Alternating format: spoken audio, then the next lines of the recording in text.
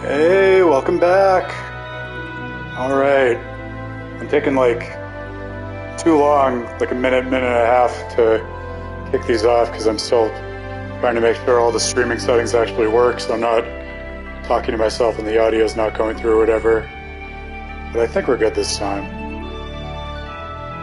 Alright.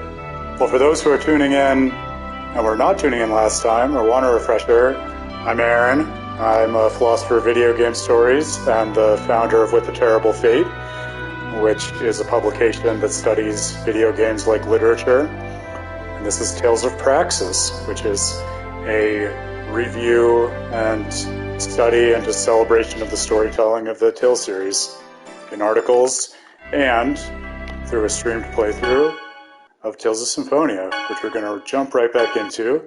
I think the main learning from the first time streaming this was I forgot how hard the mimic chests are, so might end up not challenging that this first time through.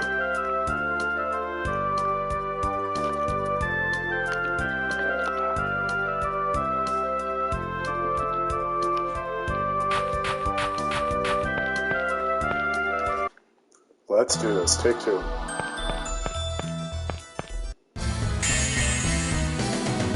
Give them no quarter. Taking note about the relationship between these games, because that's all I'm doing these days, I guess. And another thing that's really interesting, you really don't get a picture of until you play at least a number of them, is just the different relationships that they have with the elements, and especially summon spirits. Because like we'll see in this game, the various summon spirits, these like gods of the elements, play a pretty big role. And that's not unusual. There are other Tales games that do that too. But then there are certain Tales entries where that's basically no part of the story at all. Or it's there, but it's deeply in the background. Tales of Budapest sort of has that structure. I mean, people would say it has that structure, but you don't really encounter or engage with the summon spirits in the same way. So, kind of very different relationships, I guess, in terms of the godlike entities in the world and how you engage with them. Which, as we know, as fans of JRPGs, can make all the difference in terms of how we engage with them. Just as I expected. I guess Evie, my dog, didn't like what I had to say. She jumped off the couch. Maybe she'll join us later.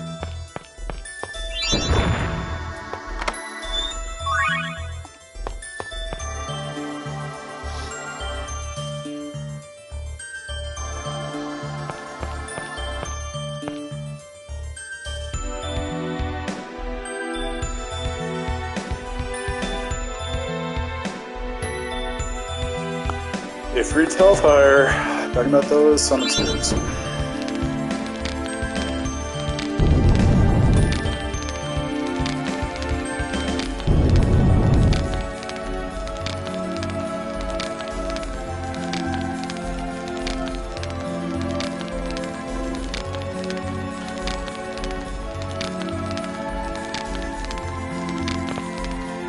Oh, thanks, I can turn that up.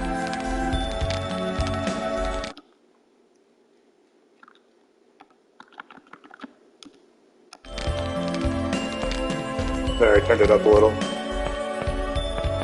The level's any better now?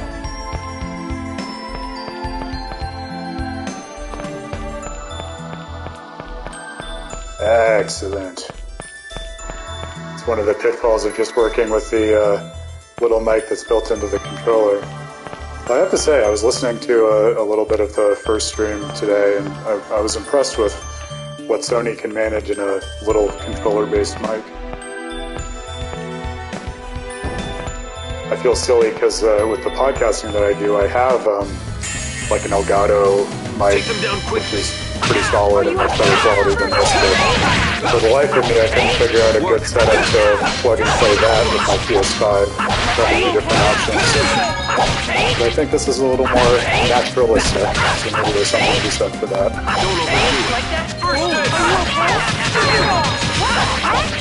Don't overdo it. First aid!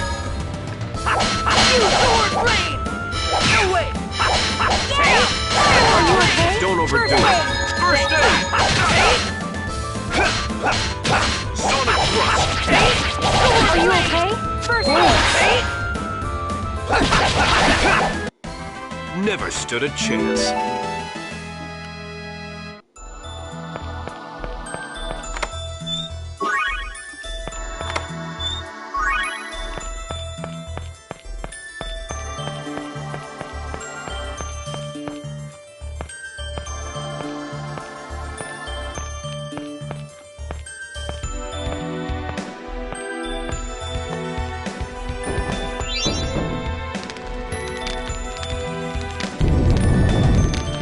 Let there be light. Don't let up! Demon! Are you okay? I think Lloyd successfully ate every single one of those first 15 attacks. Don't overdo it. No way!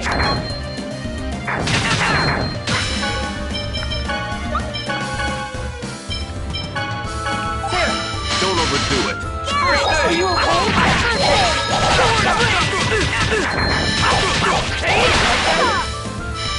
Take this! First aid! Take sword blade! No way! Take this! First aid! Sword blade! Don't overdo it. First aid! It's funny, we were talking about how deeply ingrained the muscle memory is last time, and I feel like just the simple difference of having this now on a PlayStation controller. Just as I expected.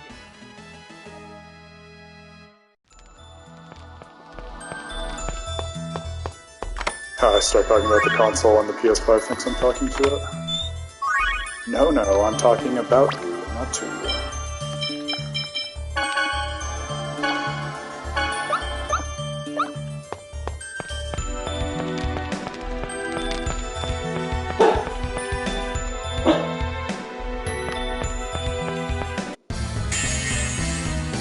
Alright, let's go! Now, the real question is, how are the mic levels for my dog's ambient barking in the background? First aid! Take sword blade!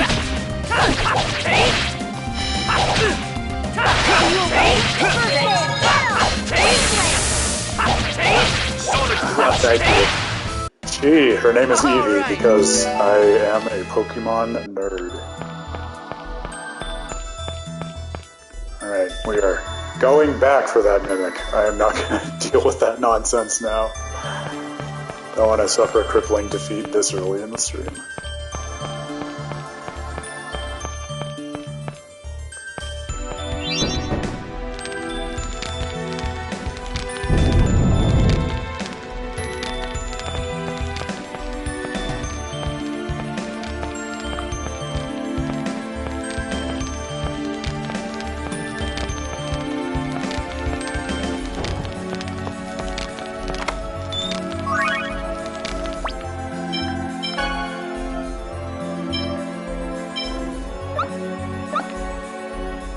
Is that for Kratos? Excellent.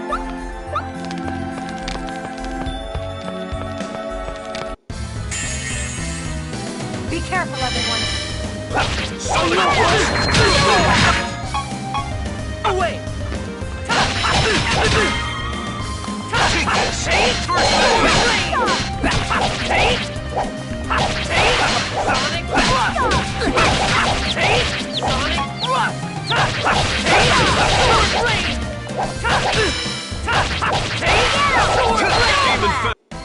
Enemies deserve no mercy.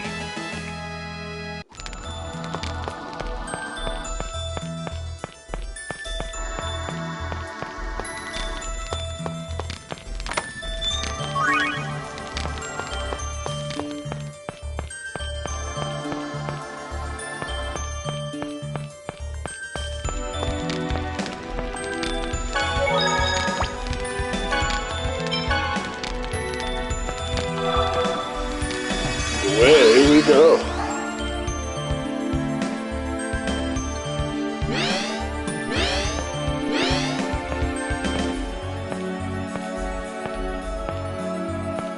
This place is also built with Magi technology. Absolutely fantastic.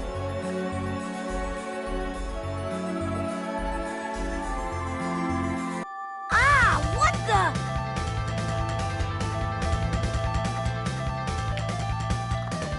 Yes, I forgot this was a trademark of the series that, or at least of this one, that for certain battles you need certain relevant party members in the actual battle party. Which I like that. I was kind of disappointed they didn't keep going with it for the later games, because it does kind of add a level of narrative context to some of the boss fights especially. Like, yeah, of course the Chosen has to be there for the trial of the Chosen.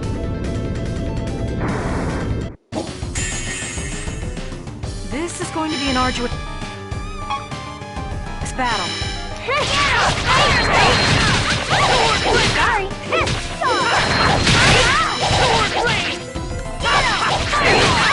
Are you okay? First aid. Are you okay? Sorry, everyone.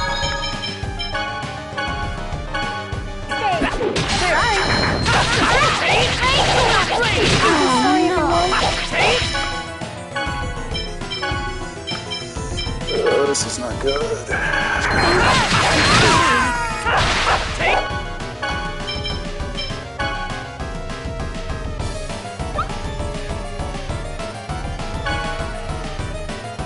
Not a good situation here.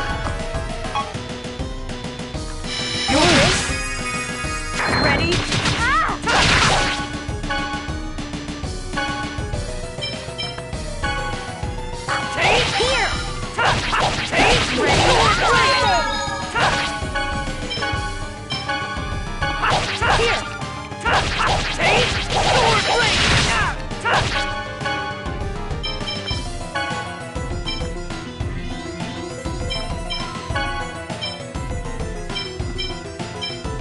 Are you okay?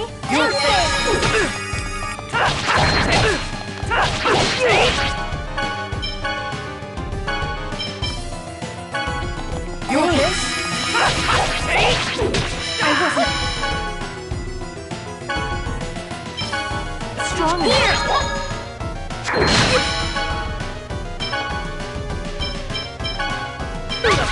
Are you okay? Get him!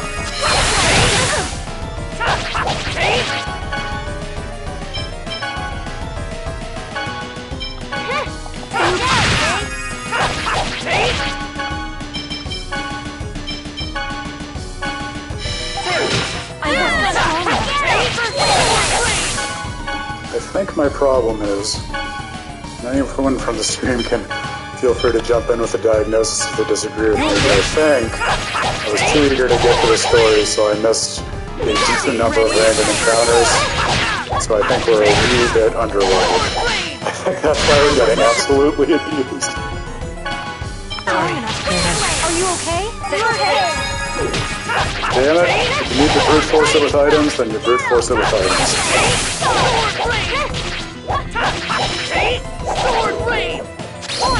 Nope, that's not what you want.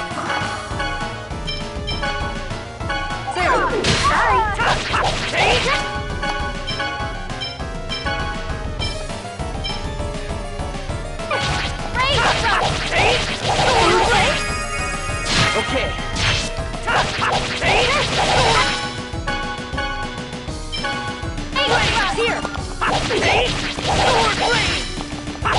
Are you okay?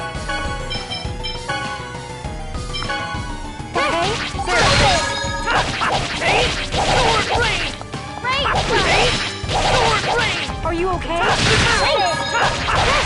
There it is. Alright. Is everyone alright? I was a little worried I was going to die in the first proper boss battle.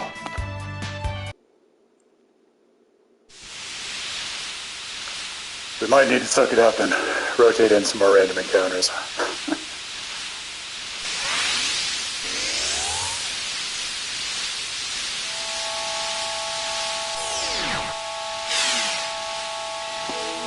Whose was that silhouette we saw? The chosen of regeneration. Offer your prayers at the altar. It does take time to settle back in. And the streaming performance anxiety I'm finding is a real issue. Yes, my lord.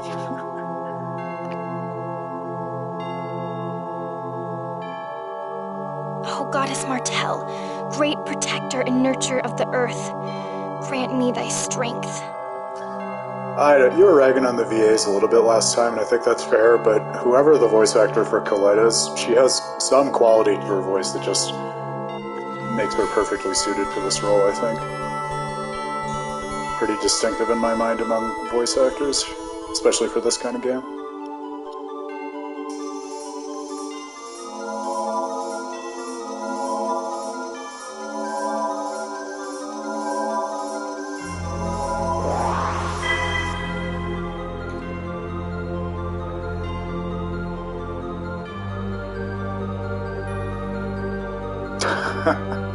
Listen, Colette, my dear daughter. I'm not going to spoil anything. Done well. So I'm just going to say, just wait and see. Thank you, Father. The guardian of the seal has fallen, and the first seal has been released. Ifrit will surely awaken soon. In the name of Crucius, I shall grant you the power of the angels. Thank you, my lord.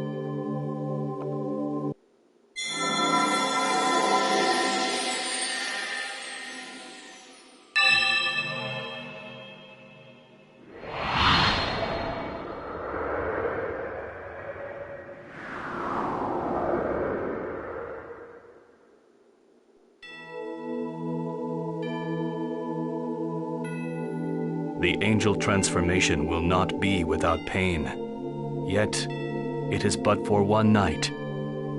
Be strong and endure. I humbly accept this trial. The next seal lies far to the east, across the sea. Offer your prayers at that altar. Yes, Lord Remuel.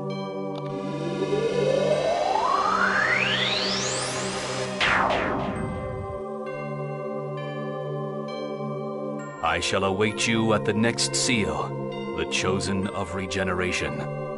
My beloved daughter, Colette. Colette has wings.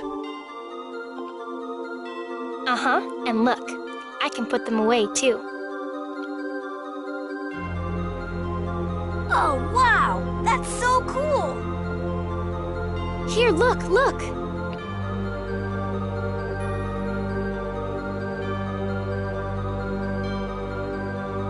He said the next place is across the sea. That means we get to sail on a ship. Haha, I can't wait. Lloyd being more excited about nautical travel than literal angel wings. I wonder if there are any ships sailing with the way things are right now. We should head to the coast to see what we can find. Okay, you two, we get it already. That's enough. Okay.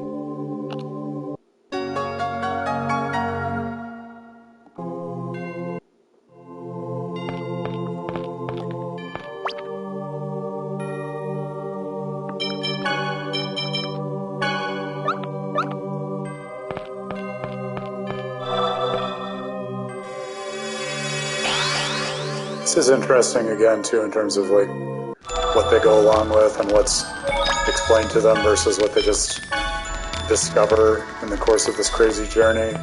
Because they know Colette was presumably the daughter of an angel and she's supposed to regenerate the world and save it from the Tizians, but I said more random encounters.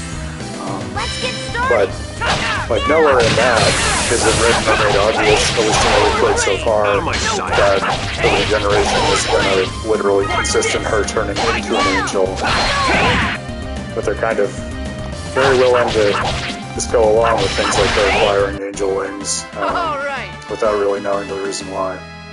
At least Lloyd doesn't at this point.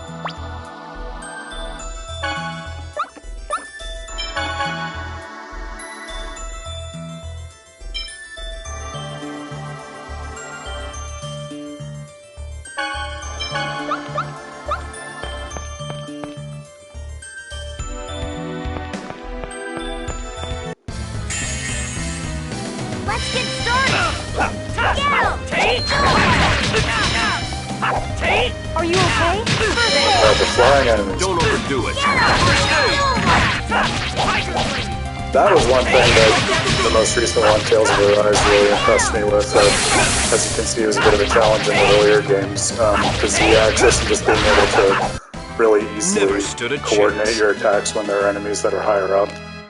So it's a little iffy to hit the right height level in this. But I remember having a really fluid time of it in Arise.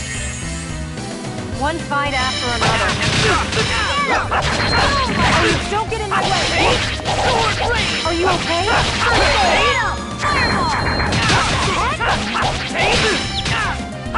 Are you okay? Work. Demon bag. All right.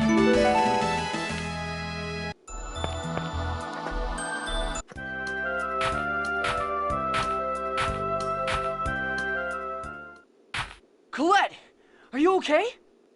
I'm fine. You don't look fine at all. Your face is completely white. It's all my fault. I got carried away and kept making her pull her wings in and out. I don't think that has anything to do with it. Now's not the time for that. Her lips are turning purple. We must get her to a doctor in the city immediately. Wait. It's best not to move her. Why? Remember the angel's words. The angel transformation process requires her to overcome a trial. Rather than taking her to a doctor, it would be best to let her rest here. I'm okay. I'll be fine after a little rest. I'm sorry to cause so much trouble. Stop apologizing all the time, you dork. It's not as if you can help it. You were suddenly turned into an angel. You're right, I'm sorry. Well, anyway, let's set up camp before it gets dark.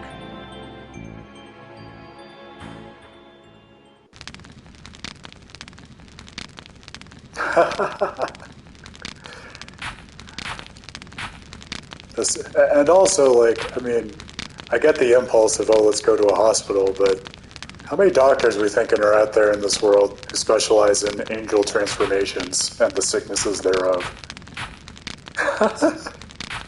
No, at minimum, you end up in purgatory for that.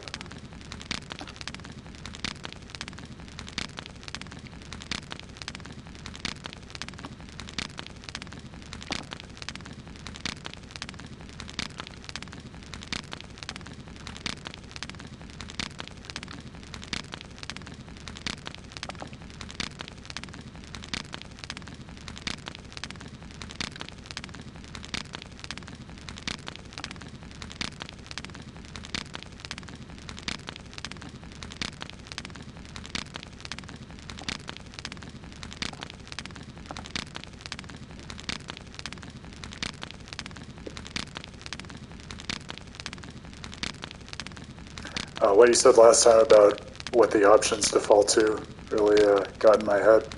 I'm thinking about that with stuff like this now.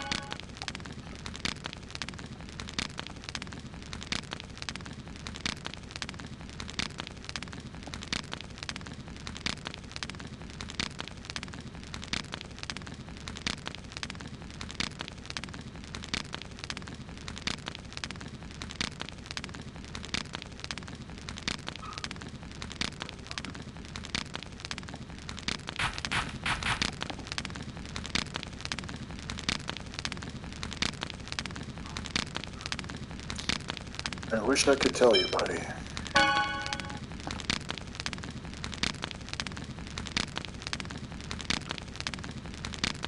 That was a 50-50 bet.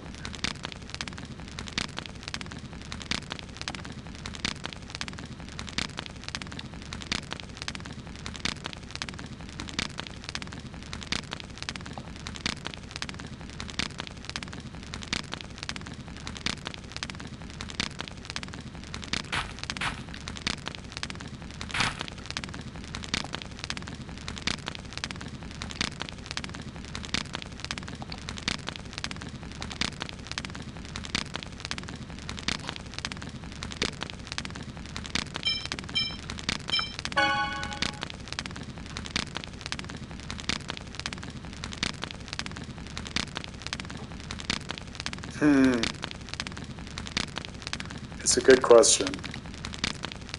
This game, I mean, this one's subtle with it, but there are relationship systems in it. Not quite structured in the same way as something like a Persona, but the choices that you make impact sort of how the other characters see you and how close they are to you in some ways that matter later. You're still working through Persona 5? I guess that is a famously long game for sure.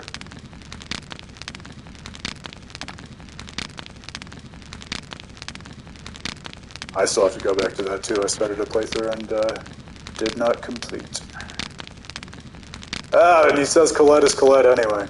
See, I find those things interesting though, when you give the player a choice of two dialogue options and you choose one, but it circles back to the other. I mean, you could write that off as, you know, the writers wanting to say a certain thing, but I almost see it as saying more about the particular character, like Lloyd in this case, in terms of how he really feels, and the player not really being able to steer him away from that. Oh yeah, I know it's kind of late now, but here's your birthday present. Oh no, it's broken. Way to go, Lloyd. I wonder when it MVP. broke. I'm sorry, I'll make you a new one. Thanks. And I'm sorry that I keep causing trouble for you. Don't worry about it.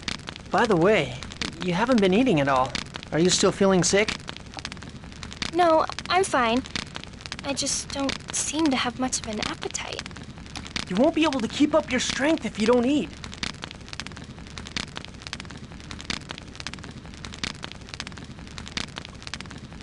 Yeah, for sure. I think that's why, like, Persona 5 has such a, like, robust and stratified relationship system. It feels much more, mechanical to me almost. Like, I'm much more consciously aware of it going through the game versus something like this where it just sort of naturally builds up consequences to your relationships without one really thinking about it as much. I know, you're right. Lloyd, don't push her. Colette is delicate, unlike you. Shut it! I'm sorry, Colette. No, I'm okay. I'm really sorry for worrying you. I'm gonna go for a little walk. Want me to come? Thanks, but I'll be fine by myself. Ha ha! You got rejected! Symphonia is the story of Lloyd wanting to bodyguard Colette everywhere and Colette never letting him. Hey, shut up, Genus. Ugh. What's happening to me?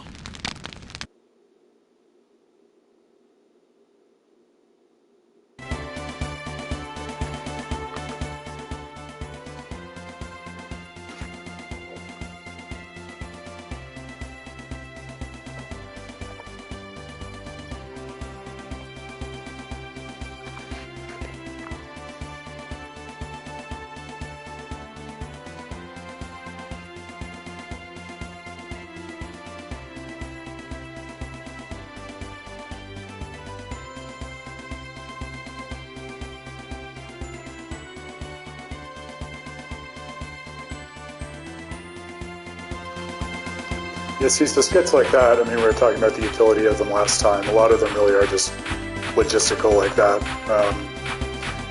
which I don't think is a bad way of doing it, because it's a good way of keeping like the navigation of the world kind of attached to the characters and the plans they're actually making, which is hard to do and very important in a long-term JRPG like this, where who knows how many months people might be playing it over and they can lose track of where they are or what they're supposed to do next when they boot it up.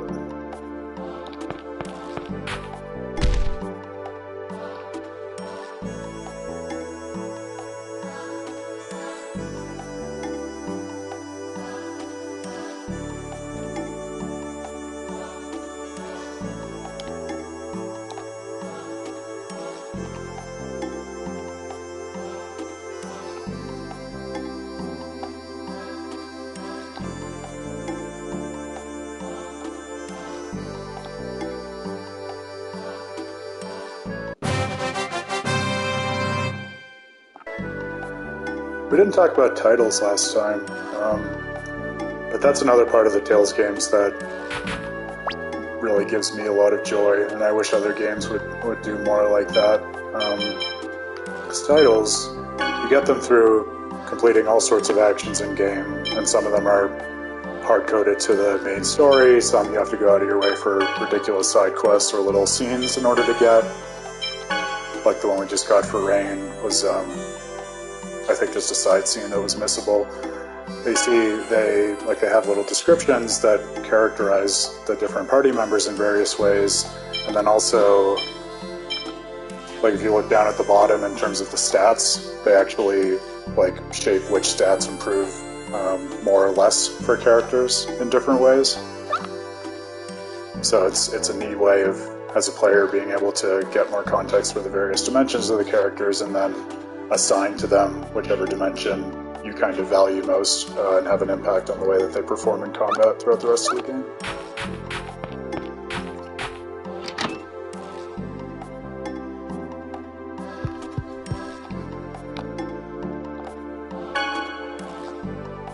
Whoa! Who's there? What was that? What's wrong? Some weird guy came in here. Are you hurt? Nah, I'm fine. It may have been a Desian. Everyone be careful. Seems like Lloyd's always got someone after him. What, so it's my fault? Seriously though, we can't be too careful. I'll be fine, but Colette and the Professor, you two be careful. Yeah, thanks. Yes, I'll make sure.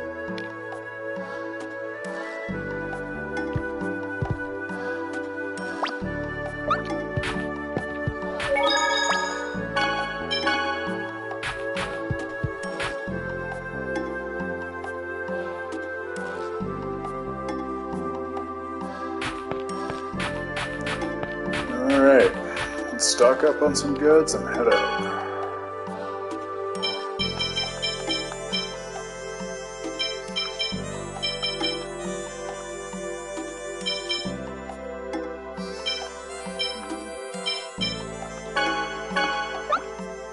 Good enough.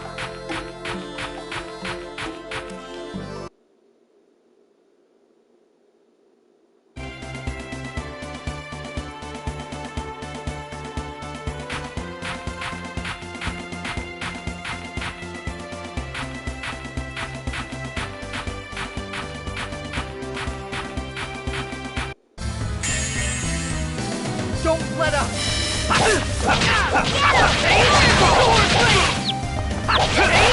Sword rain!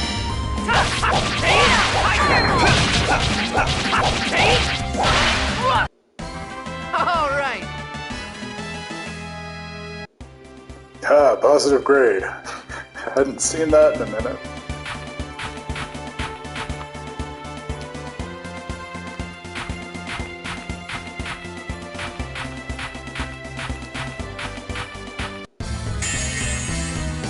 Let's go all out. Thrust! Out of my sight! Sonic thrust! I was just warming up.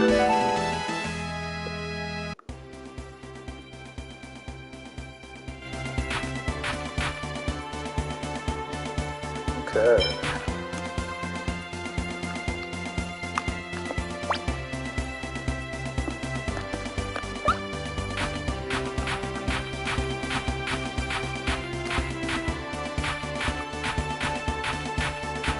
figure out how to access lawn mode, but that's okay. Oh, there we go.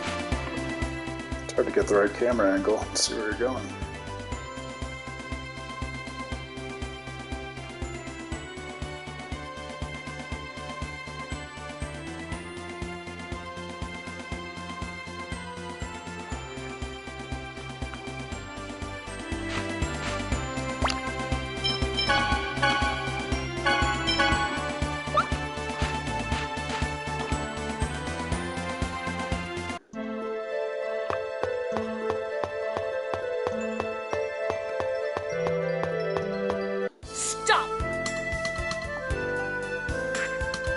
Oh man. Oh, I'm so excited, you guys.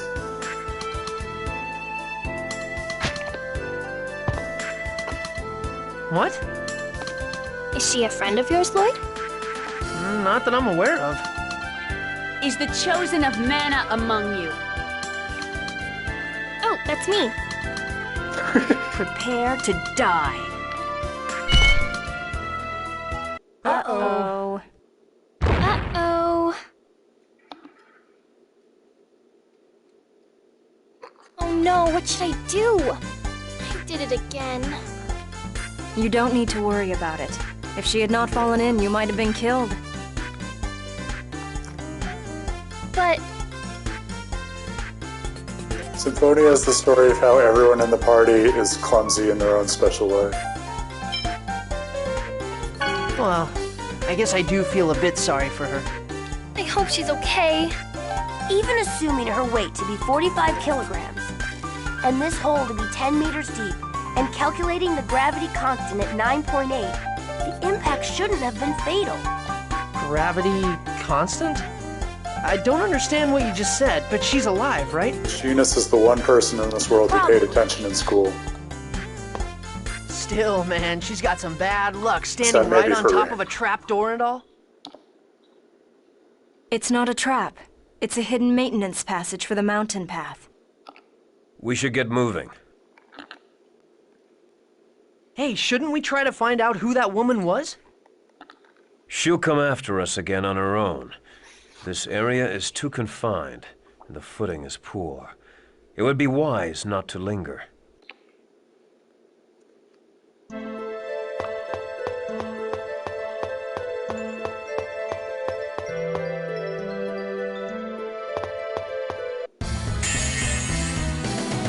Let's begin the retreat. Sword rain! Okay. Demon Fang! You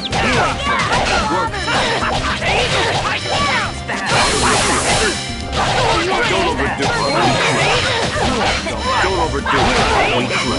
Don't get in my way. Don't overdo it. Work. Don't overdo it. Don't overdo it. You are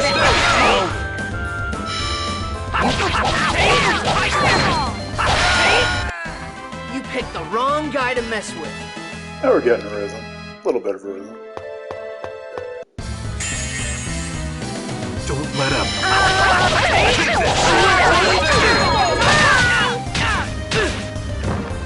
Yeah, I forgot about the barrel.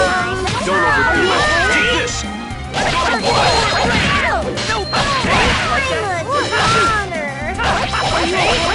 Don't overdo it. I'm a goner. Sonic thrust.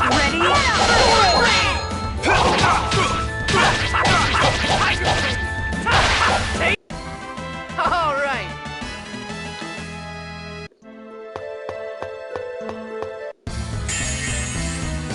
You're going down. Thrust.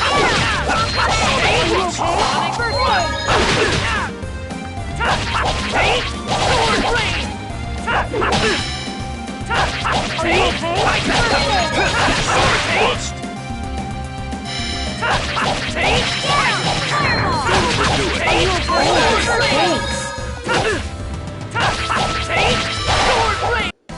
That was just warming up.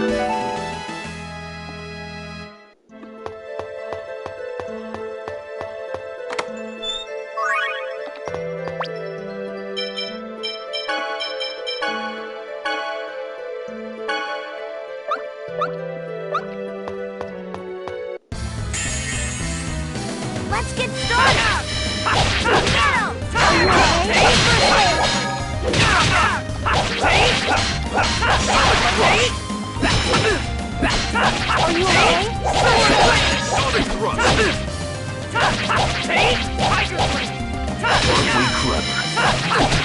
Overdo it. First aid! All right.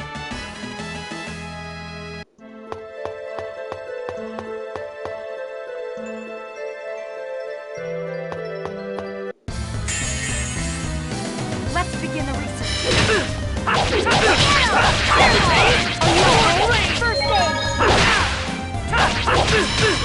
I would have to go back to the GameCube version to confirm this. I'm pretty sure this is the case. It wouldn't surprise me because they did say they'd remastered this. I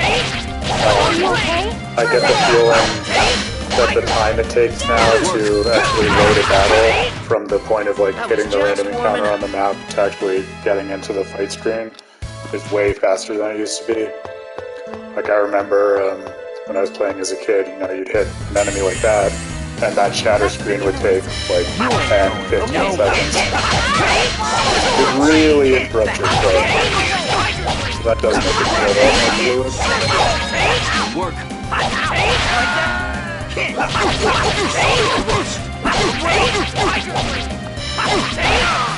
Are you okay?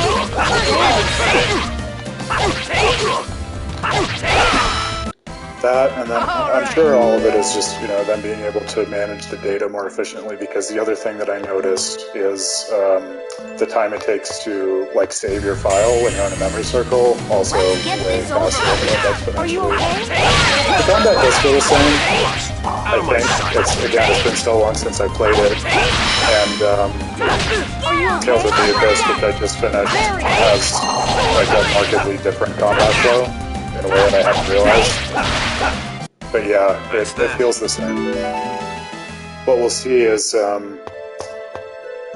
it's interesting to play these games, and I think one reason that it's kind of sad that a lot of people will try it out, but then just not stick with it because it doesn't feel like the JRPG that they're used to, or it's just a lot to keep track of, is that they're really designed to build systematically over the course of the game, and not just in terms of the story, but also maybe even more so in terms of the combat system.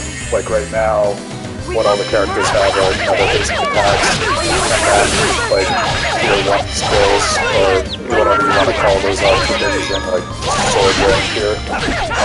But then you'll see, as they get, you know, more advanced skills, you can combo them together, and the battles become a lot more dynamic because you can actually change things much more efficiently. So it sort of becomes a different flow of combat, and one that's a lot more pleasant to play as you get a little deeper into the game. But that's not always obvious, and it requires more commitment, I think, especially for like the modern gamer in 2023, that a lot of people are willing to buy into antecedently.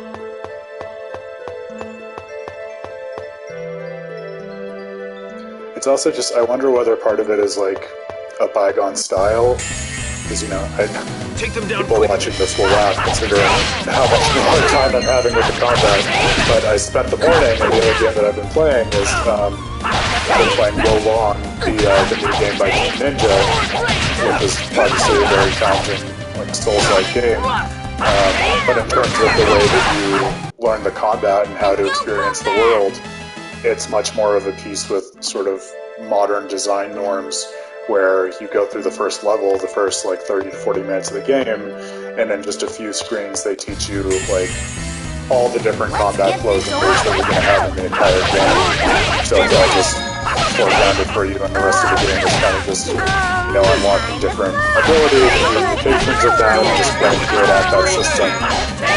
But JRPGs of this kind, I think, it's a radically different approach where you're learning how to engage with the world as you learn about the world with the characters. And in a way, to me, that feels more authentic, but it does require more buy-in, and honestly, especially as an adult gamer, just willingness to commit more hours of your life to a game before you see whether or not it pays off, and that can be a hard ask.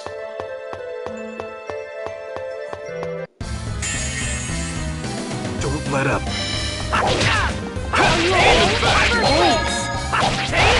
Sword rain! Sword rain!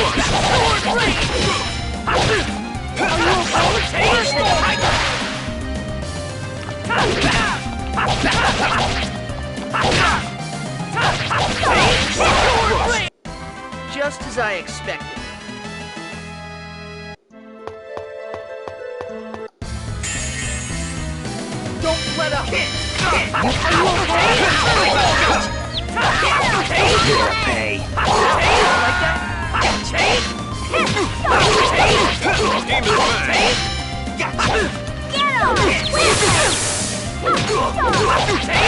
Sword rain!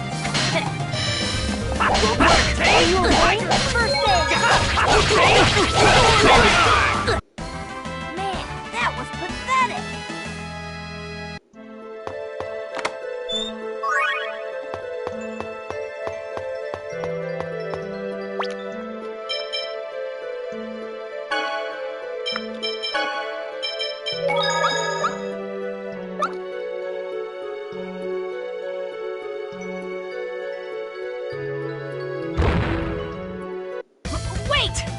How about that muscle memory, by the way? You know, stopping and preparing for this battle, maybe 4 pixels ahead of where it actually triggered. I couldn't hit that mark if I were consciously trying to, but wow, the body she knows. caught up with us. Oh, thank goodness. Don't move. A wise decision. I won't be caught off guard this time. Prepare to die. Time to die. One of my favorite battle tracks from the game. If we're keeping score. No! Fire seal. Sword rain! Are you okay? No way! Don't overdo it. Sword rain! Ready? Don't overdo it. First aid. Ready? First aid. No! Fire seal. Don't overdo it. Are you okay? Fire seal. Take this. Are you okay? Work. Alright, girl. Don't overdo You it. picked the wrong guys to mess with. Don't overdo it. Demon Fan! Sonic Thrust! Don't overdo it. Sorry.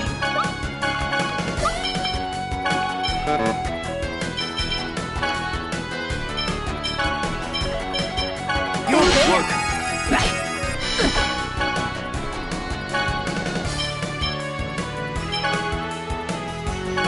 Aren't we? No way! Don't overdo it. First aid. Sword rain! You picked the wrong guy to mess with.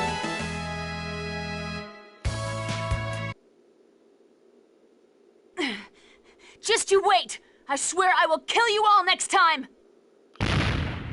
Wait, And as why are people mysteriously trying as to she kill did. us? There are always those that reject salvation. Maybe she's a Desian. Who knows? At any rate, we are in constant danger. That's all we have to know. Those clothes. Professor, something wrong? No, it's nothing. Let's go. Yeah. Anyway, let's go look for a place where we can get a ship.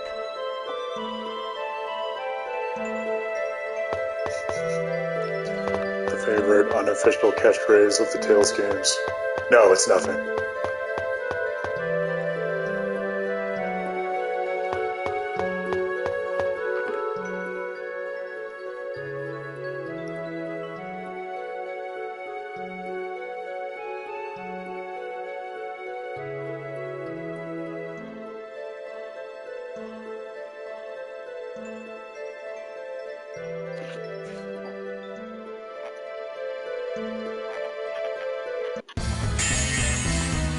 Let's get started!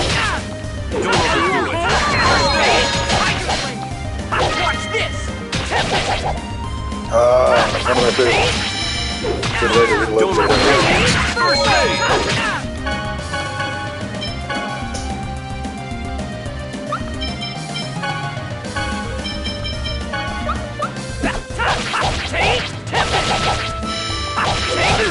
Well, I think you can relocate over enemies and a literal bear. Take this. First aid. Are you okay?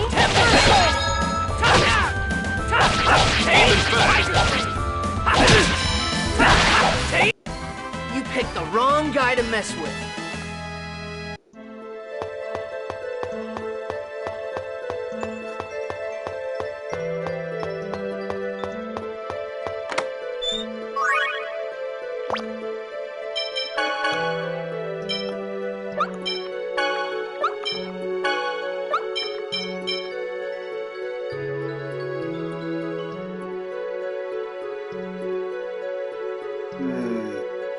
When you say between different JRPG franchises, do you mean like between, for instance, the Tales series and the Final Fantasy series?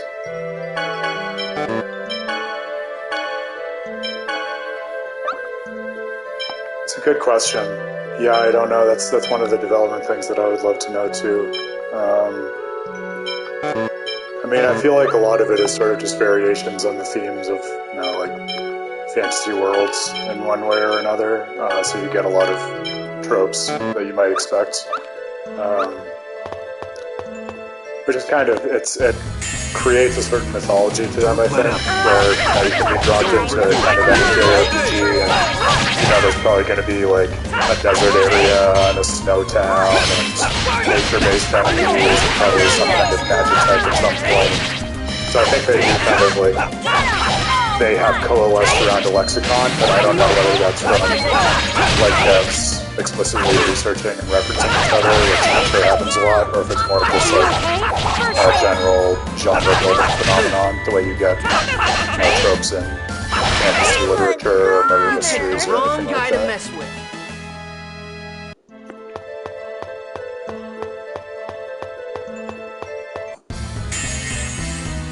Don't let up. Aren't we clever?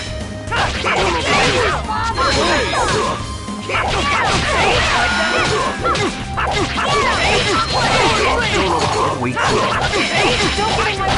Don't overdo it. First aid!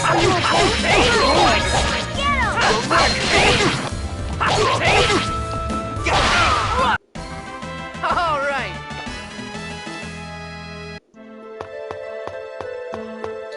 One of my favorite things that I didn't even realize was a quality of life thing until I started going back to Tales of Symphonia and realized they don't have this, is in Tales of the Abyss, just a couple years later, maybe a few years later, I think Symphonia was 04 and Abyss was 07 or something, but some of the save circles in Tales of the Abyss, not all of them, but some, kind of like before bosses or at important junctures, would fully heal your party. And boy, let me tell you, that is such a quality of life thing in terms of helping you to maintain your cadence and just go into those battles refreshed without having to burn items or, you know, do a lot of equipment maintenance. Helps you get a bit of a flow. And we don't have that this time, which is making me anxious about challenging the sword dancer, which is the enemy you see over there.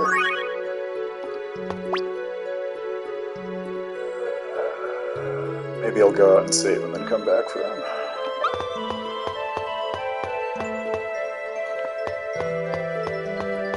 He's a fun fight, I just got the yips after that stupid mimic around. Don't overdo it. Are you okay? Don't overdo it.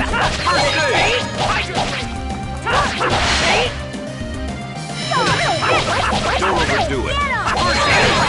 Here we go! I'm a goner! Not a bad exercise, was it?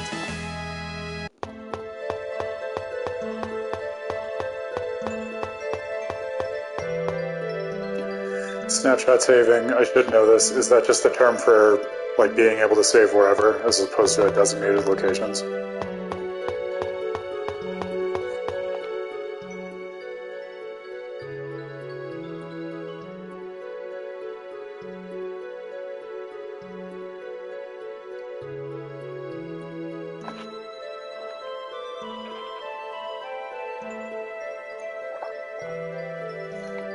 Yeah.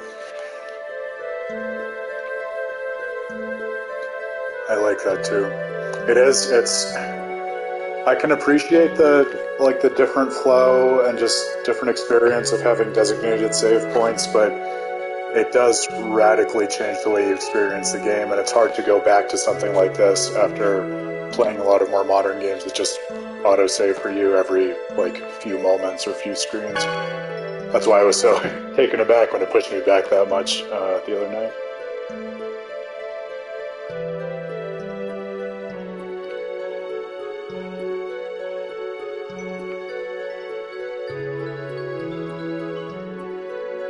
Oh man. Yeah, it's been so long since I played this, I forgot about unison attacks.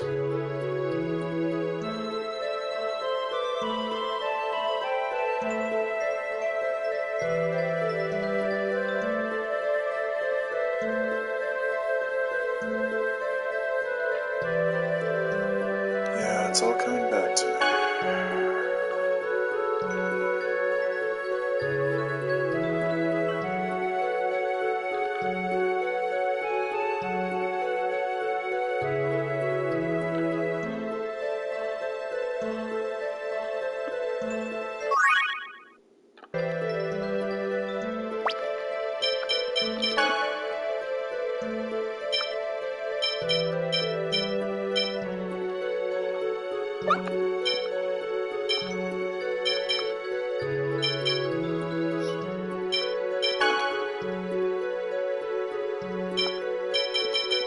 Let's try it.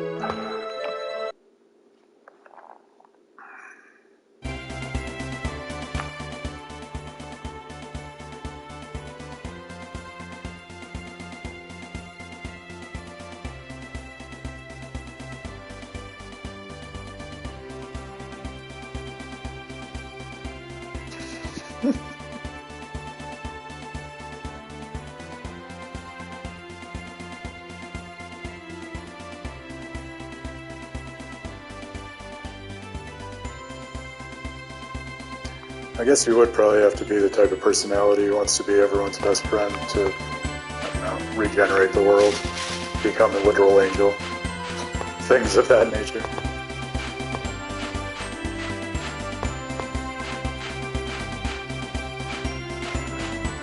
Isolde.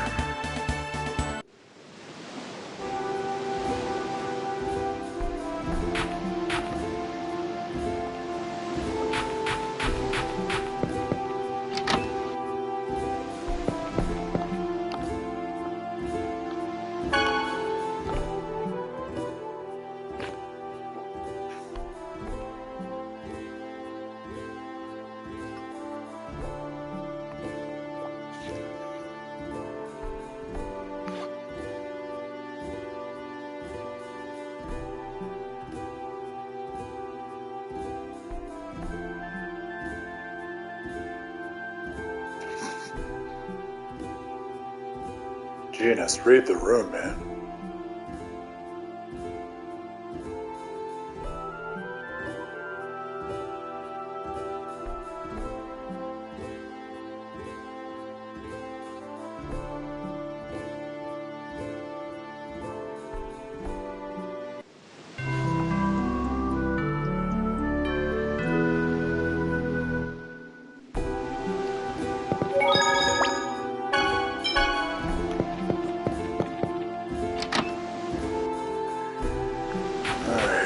Let's see if we can find a shop.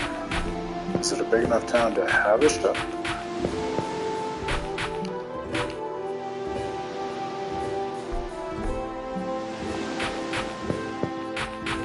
Surely there's a shop.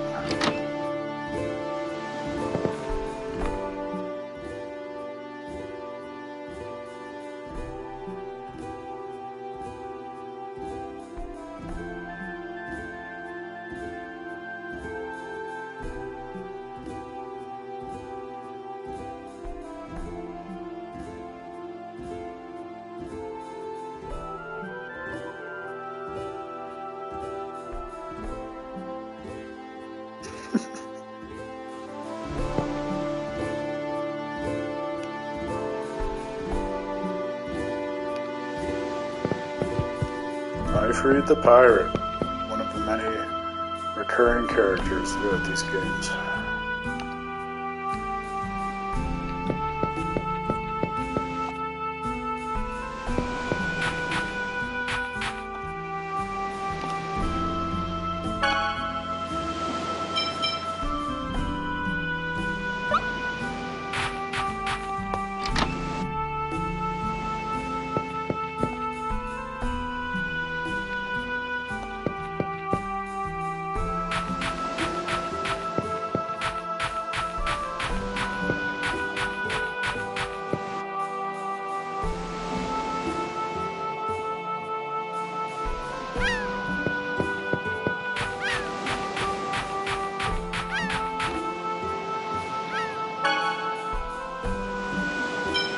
Okay, I can work with this. It's good enough.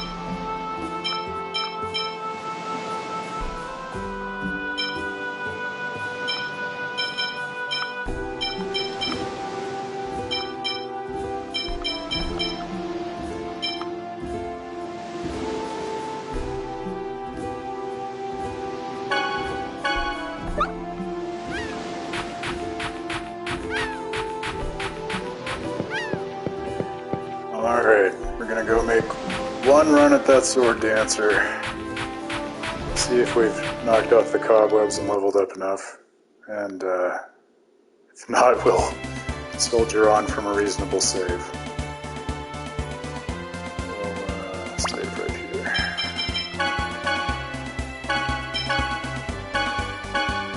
See, it's so fast, I can't even register that it really saved. Like, my brain believes that there needs to be more of a process than that.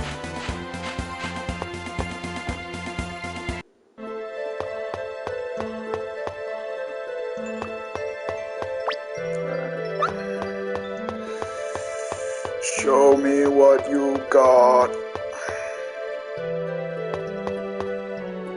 Oh, there's another chest.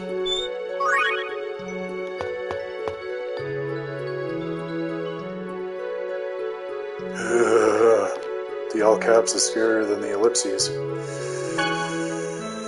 Yeah, that's probably true. Listen, man, I played Dark Souls. I'm always prepared to die. This is a dangerous situation.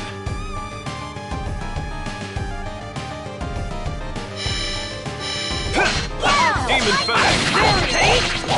Yeah, I will sometimes do that, at like key decision points or something, but not usually just like as a matter of habit.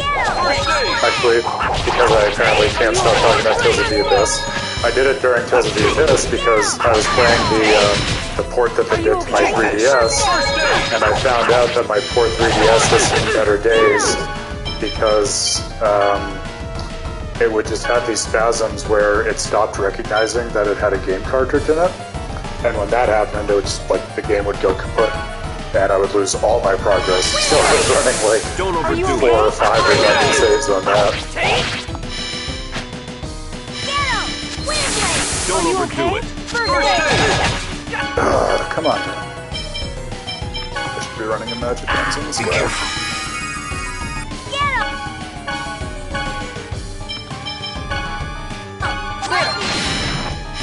Don't overdo it. Strong enough. Oh yeah, I don't think we're gonna be able to make this. Dave! First aid! Be careful. Are you Don't okay? overdo it. First First aid! The range of the swords is just Don't overdo it. First aid! No way! maybe we can do it. Are you okay? Don't overdo it. First aid! You're not getting away with this. You okay? Are you okay? First aid! Don't overdo it. First aid! Are you okay? First aid. First aid!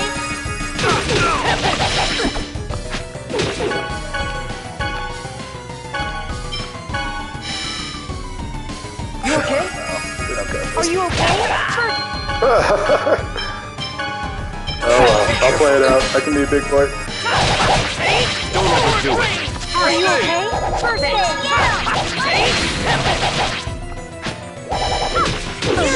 okay? First aid.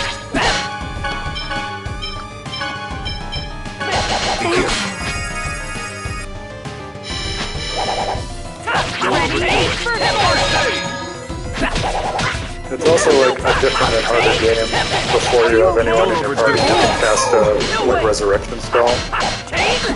That really changes the cadence of battle too. Be careful. Come on, man.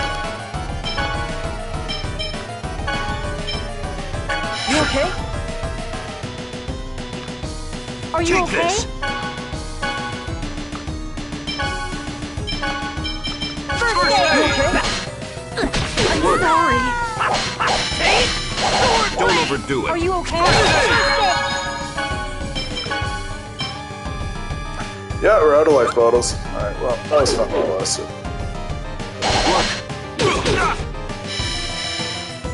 Are you okay? Sorry. We had to try. Oh, it doesn't game over you. I forgot that. I know. That hurts more than the game over screen. Be gone, weaklings.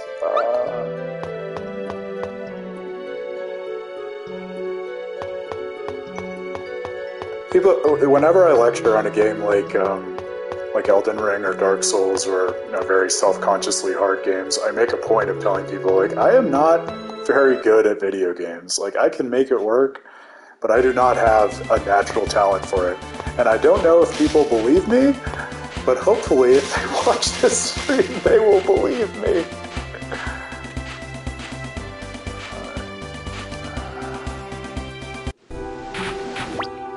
Oh, I probably don't have the money to rest at the end now. I'll have to go sell something.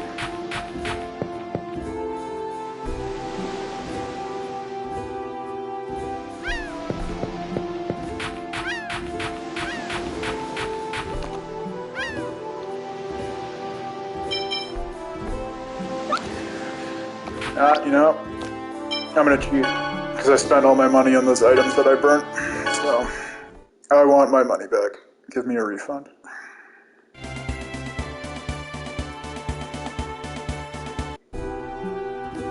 And that's old school game saving logic.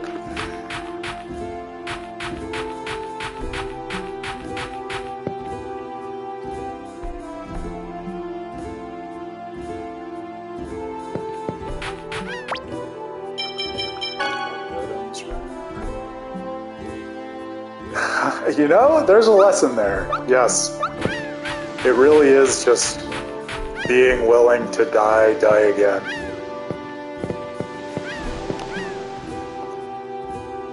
I was telling Dan, like, even after literally growing up most of my life at this point with, Dark Souls and From Software games and other just brutally hard games, like, I had to spend maybe like 2.5, 3 hours at least on Wo Long's first boss before I beat him.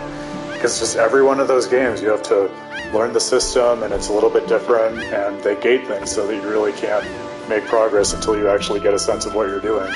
And sometimes that can take a damn long time. No, this is a minigame in which I do not have interest right now. Let's find a boat.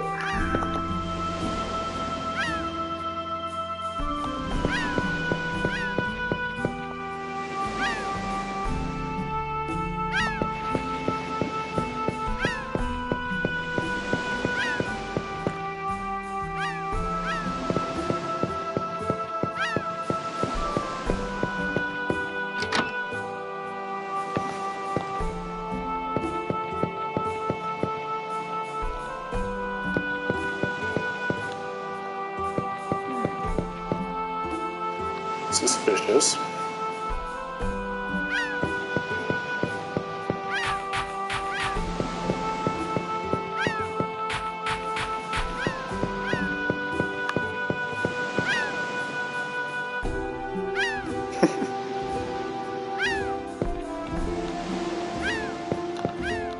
It's a perfect replication of Lloyd's face, as we established last time.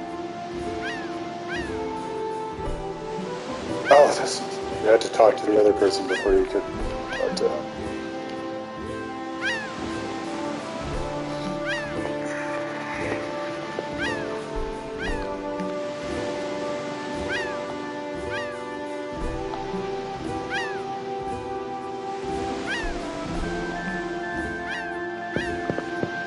Maybe if we go back and talk to the lady who's sitting with Ifrid.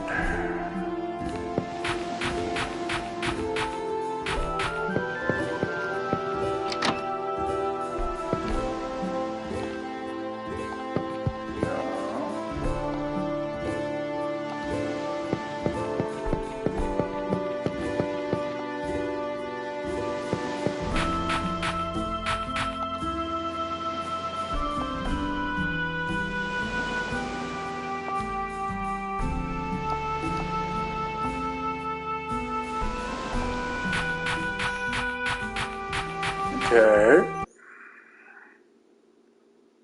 Guess the port here was no-go. Onward.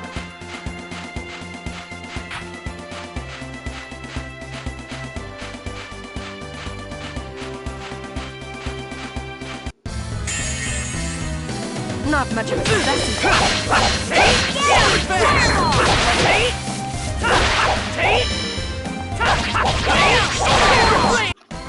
Never stood a chance. What?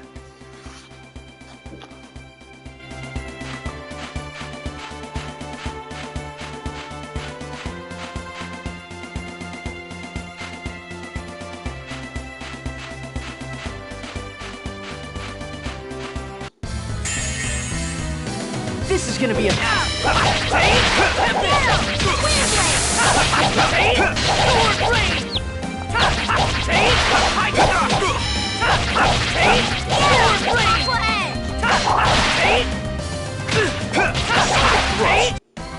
Never stood a chance.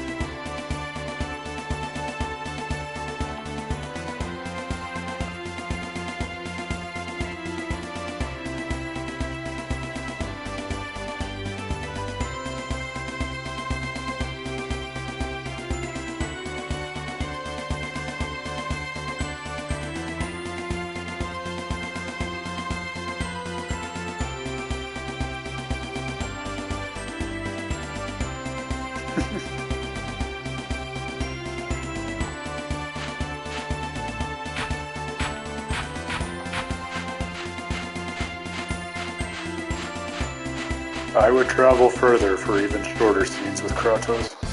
Ah! Don't interrupt the Kratos skit. Random encounter. Work.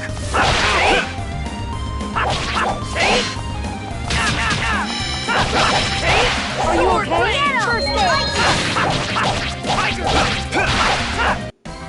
Never stood a chance.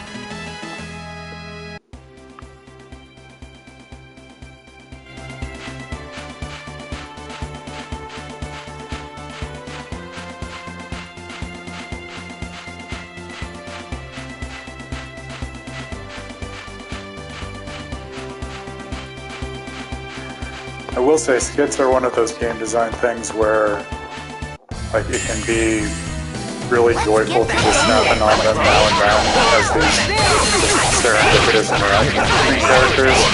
But if you're being completionist and plugging through and trying to watch or listen to every skit, there are so many, it can pretty quickly get exhausting.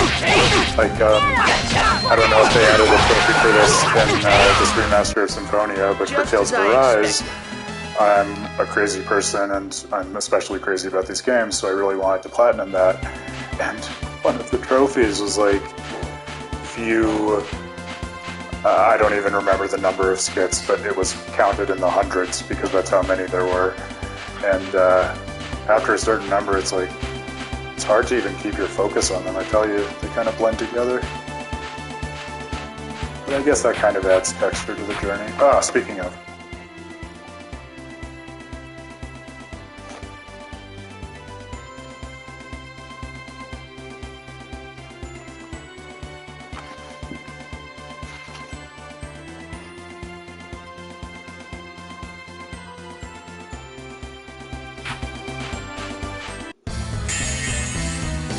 Not much of a success.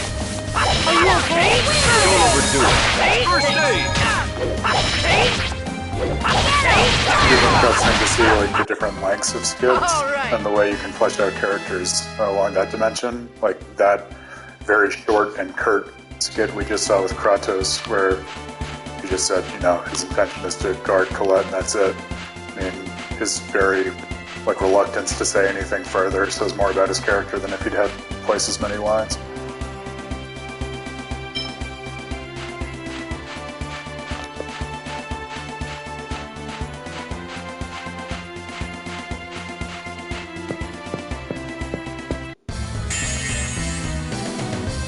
This isn't our way.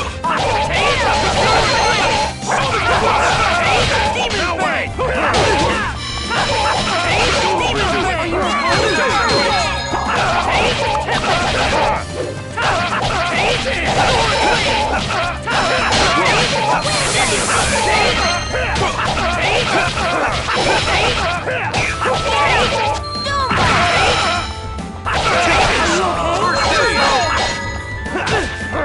Yeah, for sure. I don't know though, I think I see that partly as an issue and partly as just sort of the type of fiction that they're trying to represent. And what I mean by that is, on the one hand, oh definitely if you switch between games, I mean then good luck keeping anything straight in your head, and I've been there. Never stood a chance. What I was gonna say was, you know, like if you're doing what I did with Xenoblade Chronicles 3, right, and you really want to study and analyze the game and feel like you need to account for everything, then it turns into like an insane monster scavenger hunt to keep track of everything and actually remember all the stuff that gets thrown at you, and it becomes almost an impossible task. But I will say, if you're just trying to like explore the world and experience the story, I feel like having almost too much content to remember and keep track of almost adds to the experience, because, you know, on a journey that long of that epic proportion, it kind of would be that way in life, right? So you get that sort of verisimilitude of, you know, you remember the things that make an impact on you, but there's a lot that maybe just fades into the background or otherwise becomes set dressing.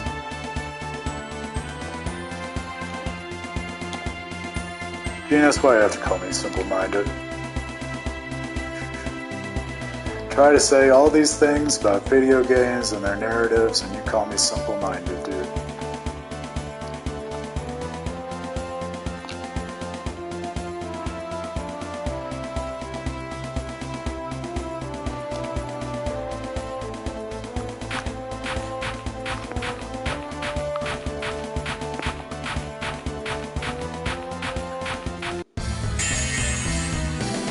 This is going to be an art.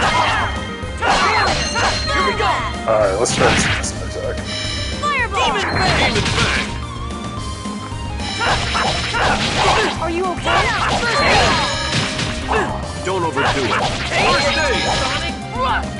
Are you okay? First aid! Sword Blade! The Guardian! Are you okay? First aid! Don't overdo it. First aid! Tempest! Are you okay? No thanks! Don't overdo it. First aid! On your weak! Sword Blade! Sword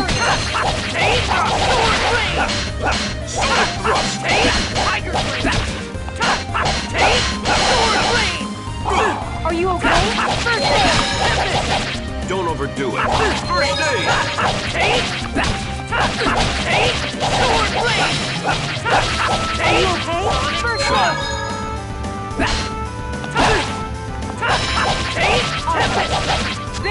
Sonic! Blame your fate. Alright. Nothing like a trophy. Sisyphus would feel better about his boulder if they gave him trophies. You rolled the boulder up the hill 10,000 times. Bronze trophy. This is going to be an arduous battle. Somebody's gonna do that. Demon Fang!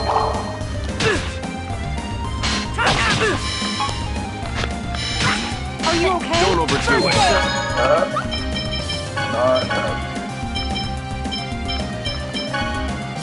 Be careful. I'm a little concerned because I have this memory in my head that there are different paths to take, especially early in this game, and some are harder and more out of the way than others.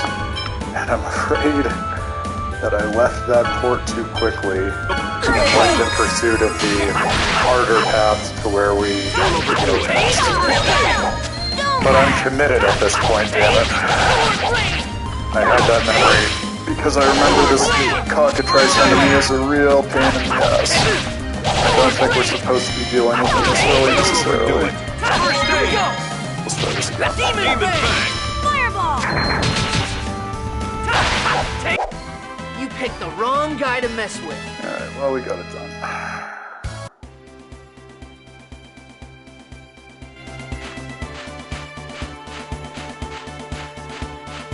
Caravan, what's wrong?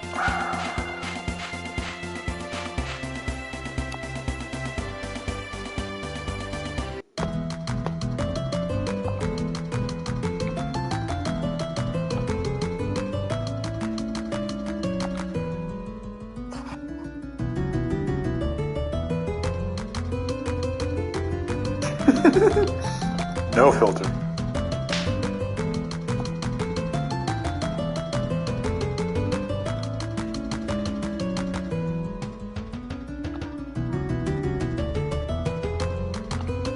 A giant glowing bird, you say?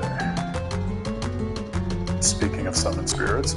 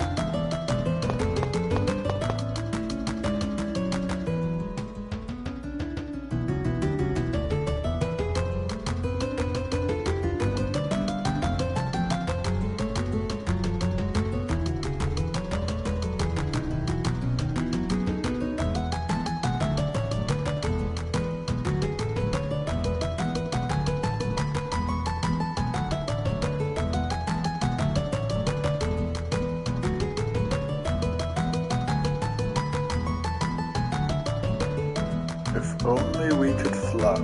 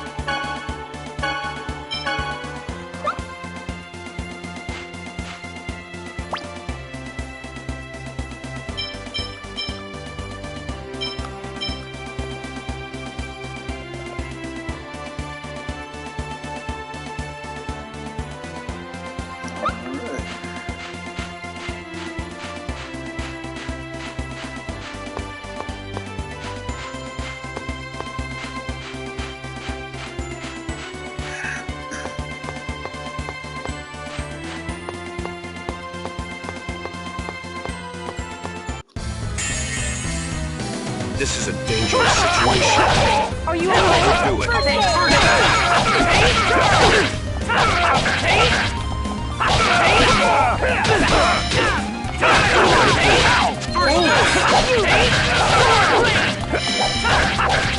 Are you okay?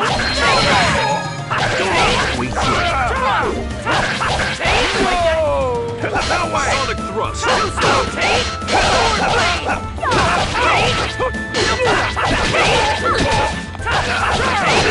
Demon Bang! Sonic thrust.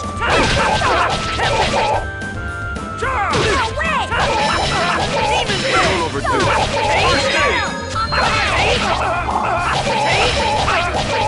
Are you okay? No way! Don't overdo it. Demon Bang! Just as I expected.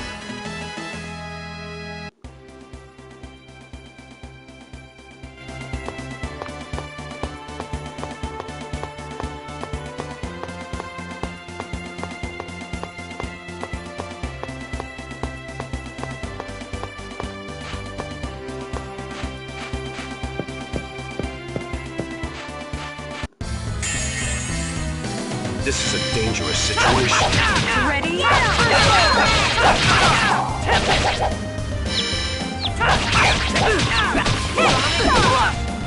Take this.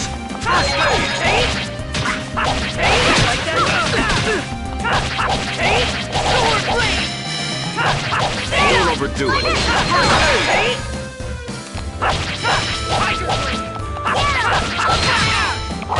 Don't overdo it. Demon Bang! Fireball! Found your weak. Don't overdo it. First aid!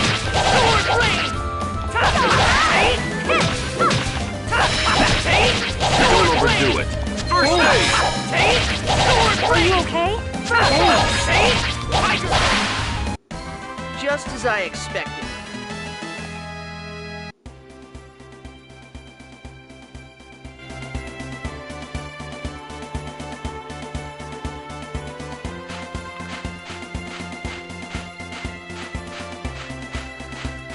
This is absolutely not Palmacosta, but it is a town.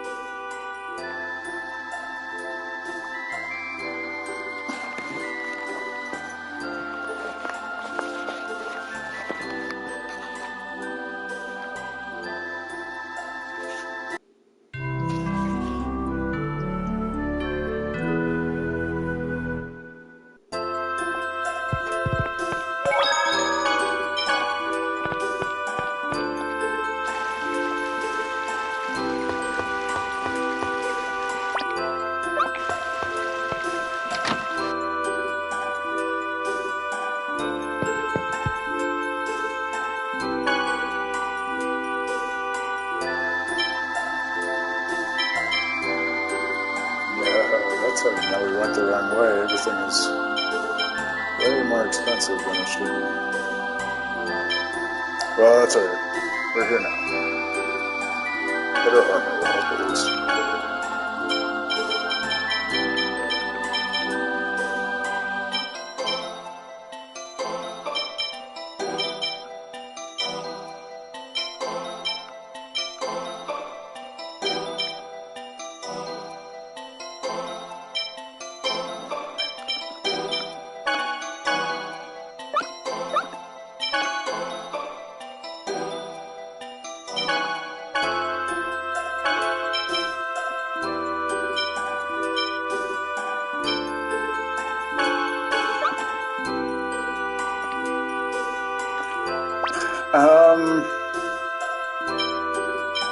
I would not say that it is a major element. No, I don't think it has to be a grindy game. I want to make sure Yeah, I'm on the normal difficulty. So I think they do expect you to do a significant number of random encounters, so that growth is kind of built in, but not in a grindy way, just in a you'll have a bad time if you miss a lot of the encounters kind of way.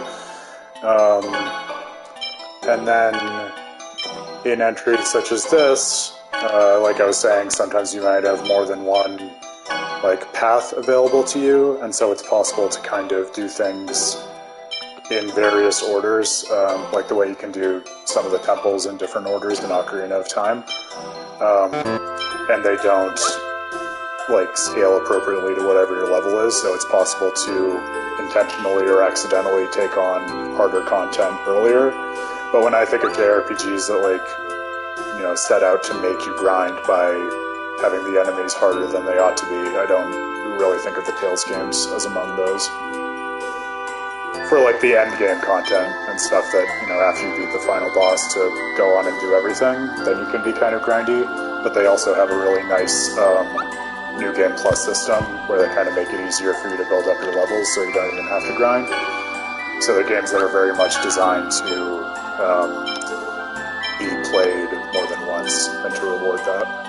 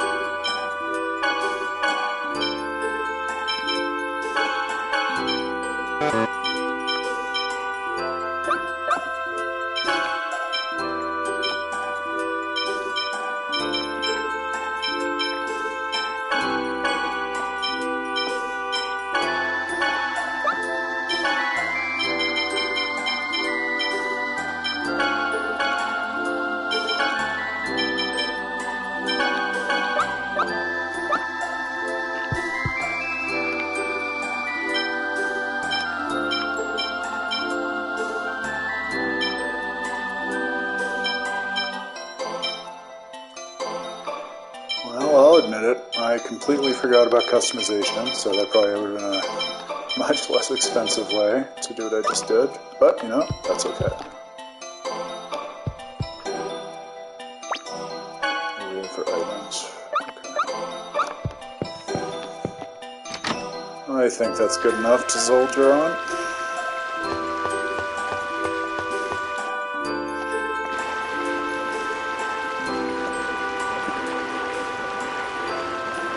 Okay, fine. Then I'll be at this time. Aha! She never returns. Everybody hide!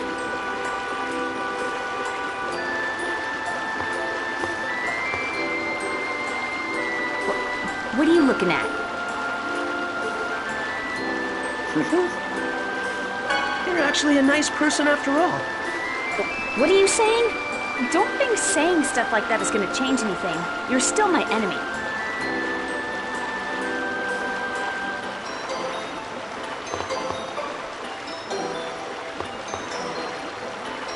Why do you run away from us, Shima?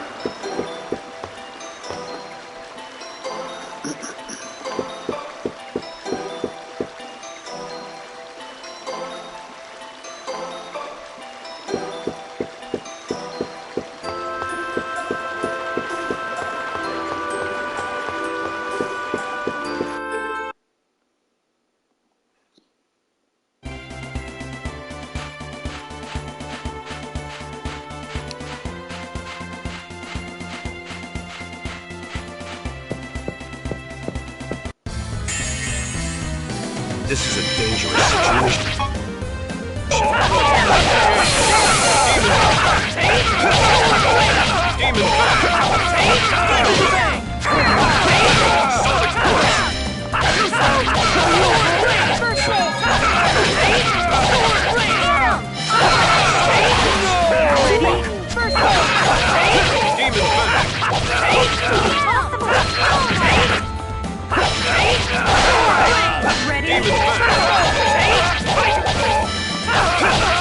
Looking like this, but different.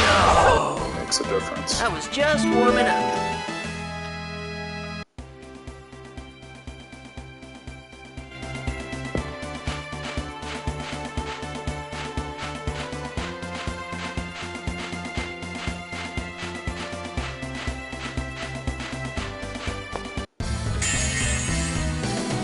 You're going down!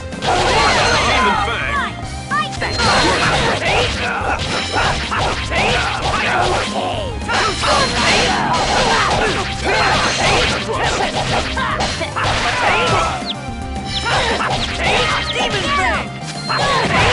What's wrong? Demon Fang! Barrier! You are worth. Blame your fate.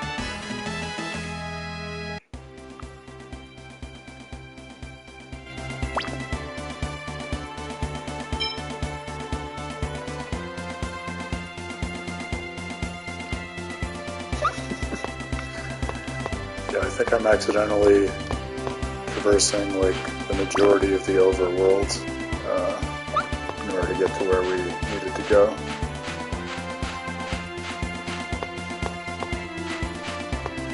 For the life of me, I couldn't figure out or remember how to get the ship. Don't let up. Guys, I'm getting old. Speaking of not being able to remember everything in JRPGs.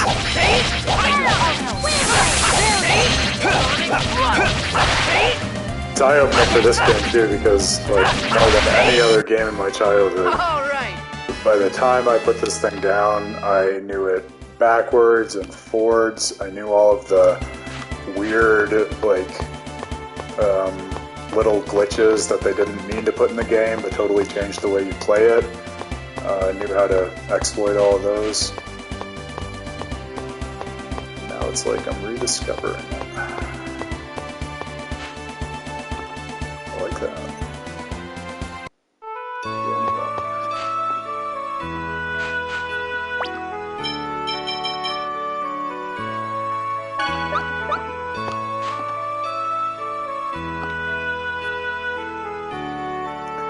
And yet, I still remember the little things, like Colette will name the dogs.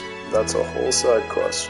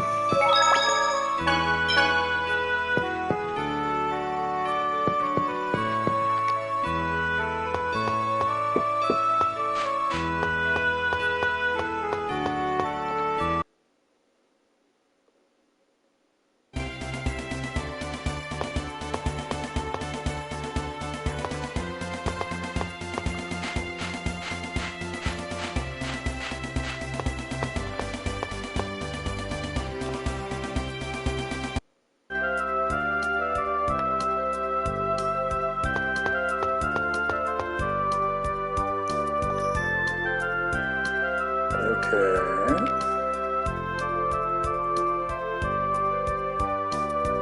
Son of a... Yeah, I messed up. I was supposed to cross the sea in Azul.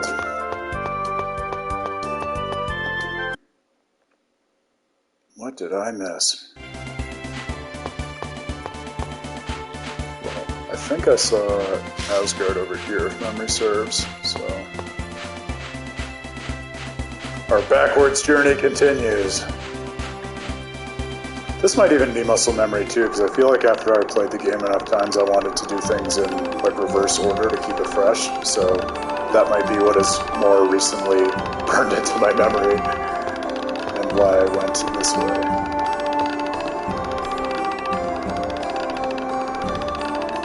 Sir, I do not have 100 million gold.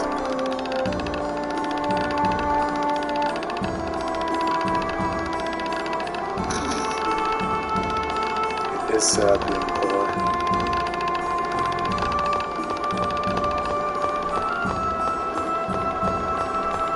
I'm convinced I have to go back there.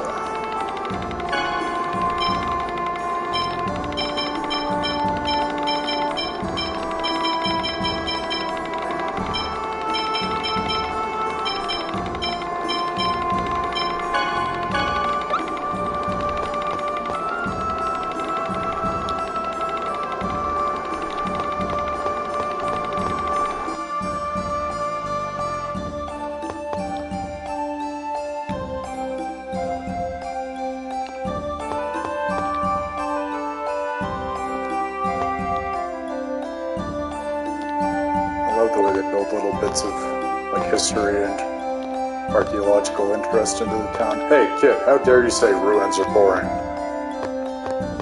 Respect the history of your homeland.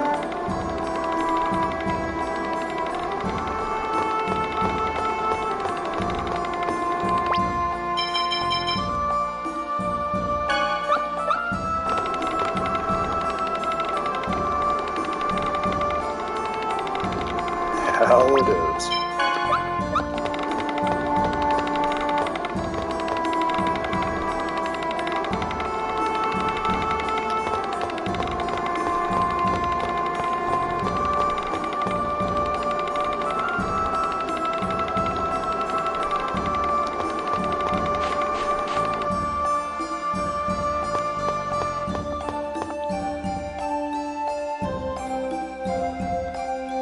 Dragon travel, you say?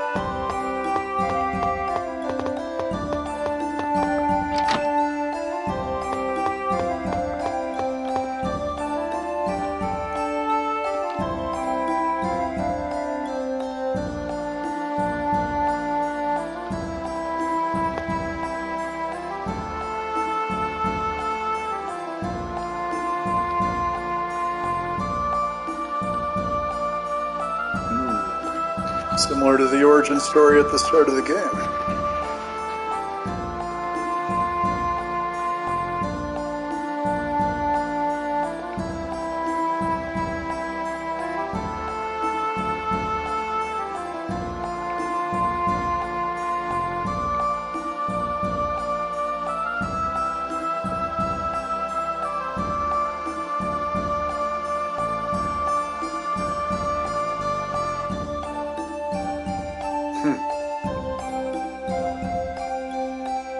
War creating a hateful race. Interesting idea.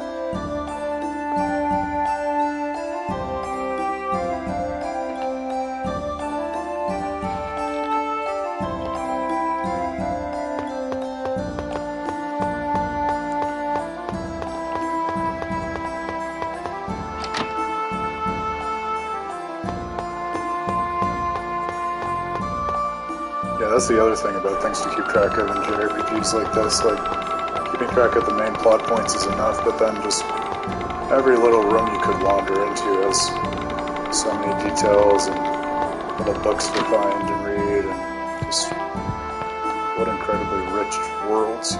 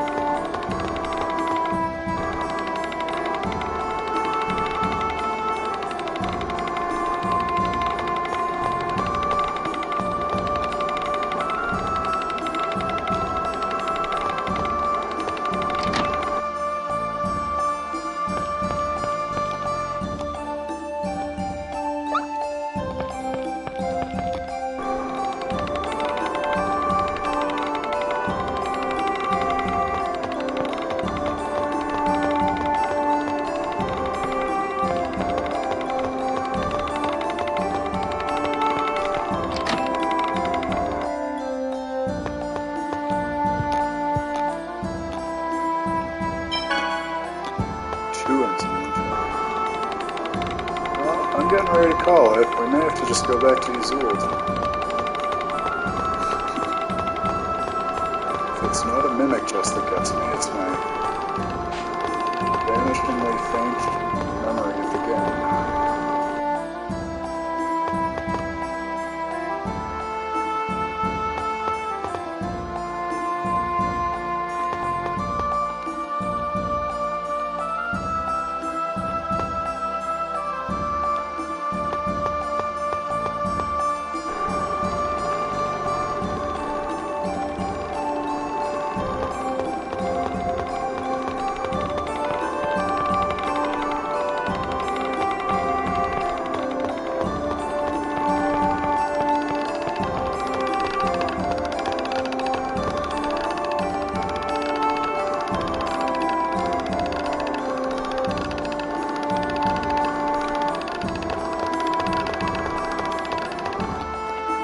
Alright, back to Izuld we go.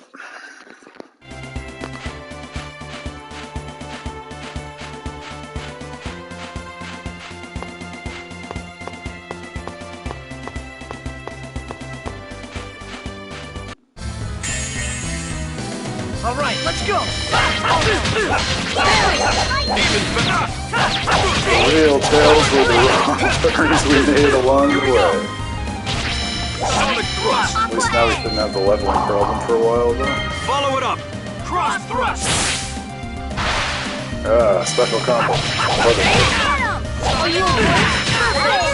Don't overdo it. First aid! Are you okay? First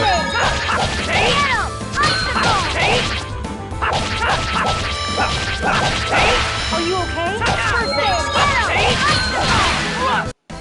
All talk, no action.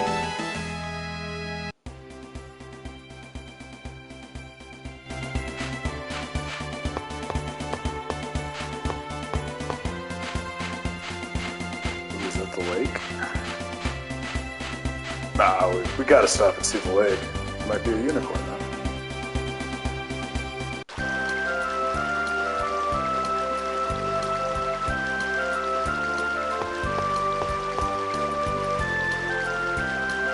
Ah, there's a unicorn.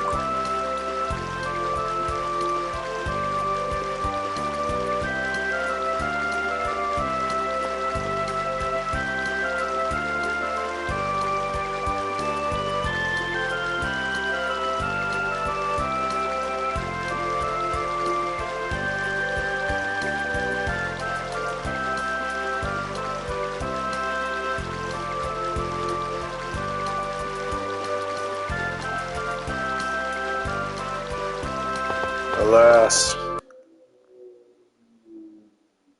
If only there were a way to use the summon spirits.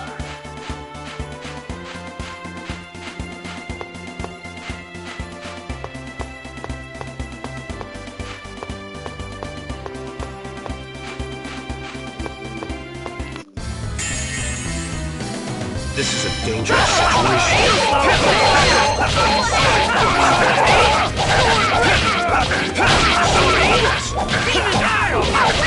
Don't get in my way! Are you okay? Don't overdo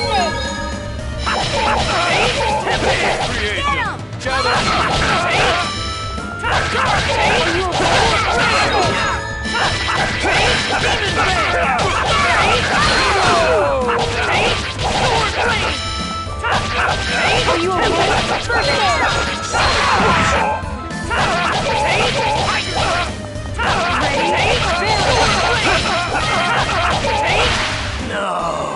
All right.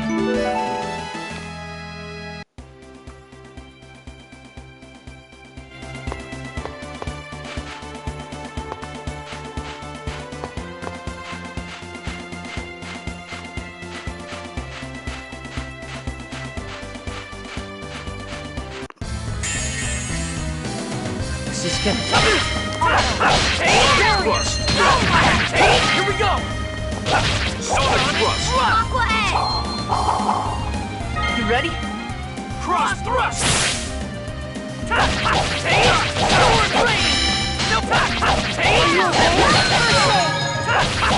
Take that, be clever.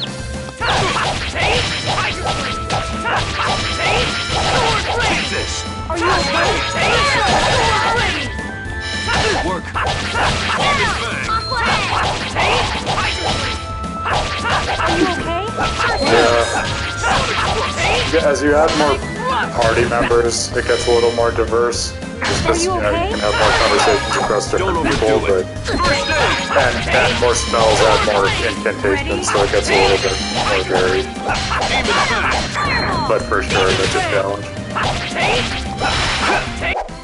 Blame your fate. It could be worse in a JRPG, though. I remember, I think they ultimately patched this because when I was replaying it last year, I no longer experienced this. But there's a particularly common type of like foot soldier in Xenoblade Chronicles 2. And for God only knows what reason, their catchphrase is, "Think you can take me? Don't forget me." And you would like fight multiple of these at once, and the voiceover would like stack on top of one another, so it was like this bizarre echo chamber of this like one tagline. So you don't get that issue as much in Symphonia, to the best of my recollection. Although some enemies, like human enemies, will all like utter the same words when they die, so it's kind of an inevitability of the genre, I think.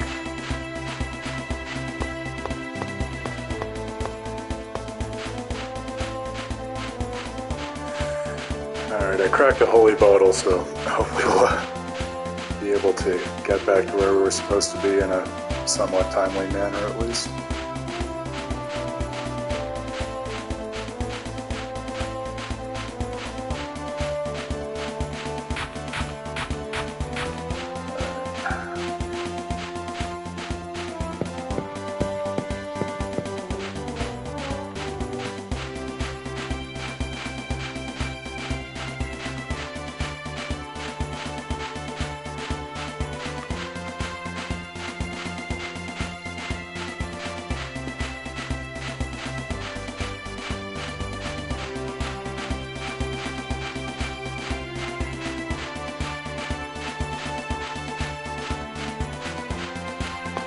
Alright, take two.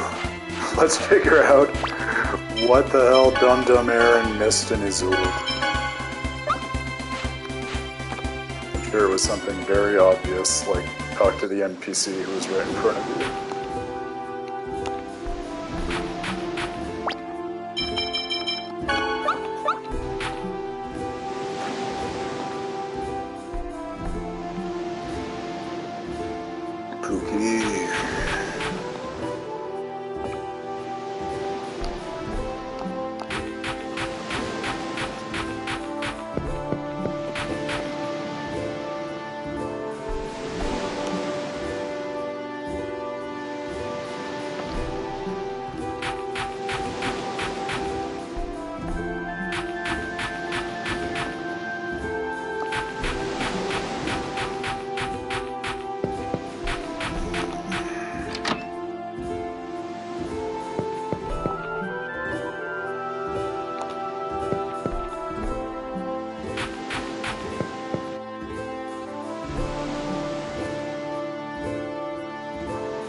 This is also one of those moments when I feel like the hand-holding guidance of more modern JRPGs and video games, where it just like always directs you to the next way to advance the story, has kind of ruined me for being able to advance stories on my own. Like, I should not be having this much trouble with this.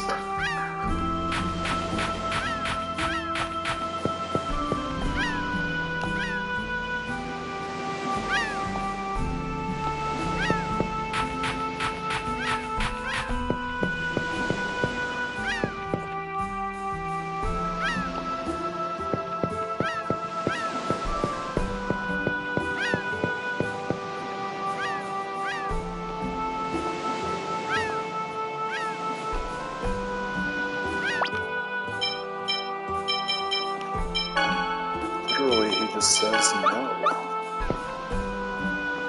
It doesn't depend on whom I talk to him as.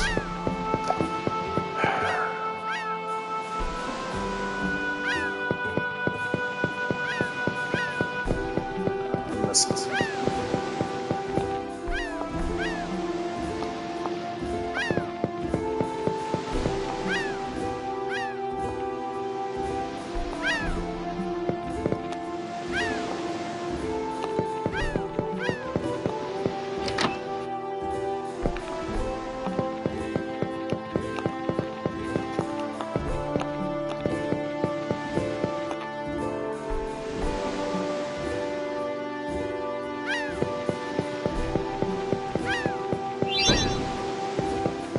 Setting him on fire is not the answer. I'm experienced.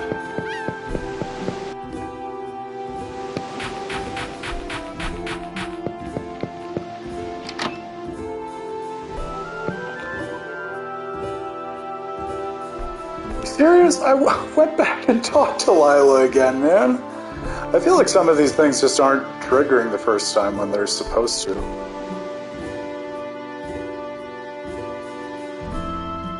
Oh, maybe I hadn't heard that bit of dialogue about Ifrit going home yet. Far out.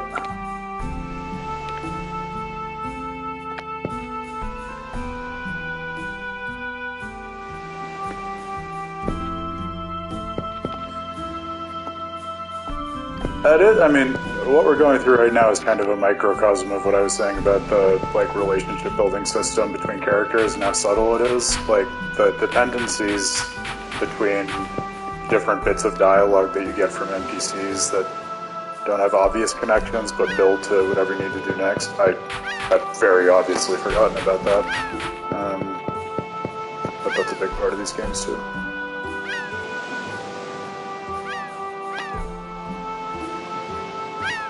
Lewin, remember that far-off land that we walked to like 30 minutes ago? Could have just grabbed the bastard and brought him back here.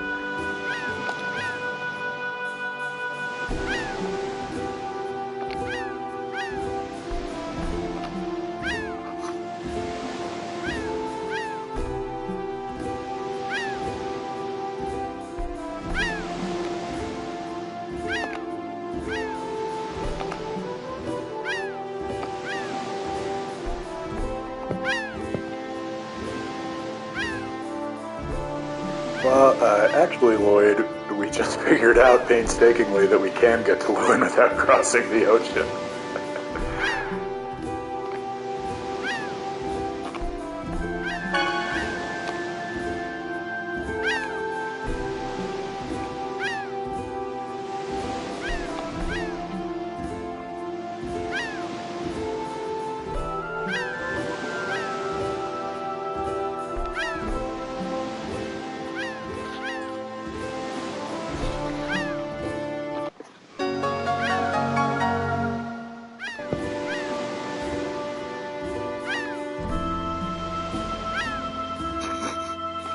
Oh, Max. They don't sell backbones in the shop, unfortunately.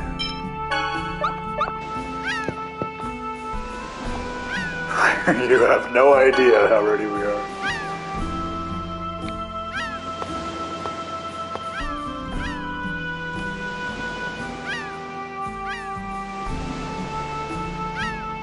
Alright. Too long delayed, we are off.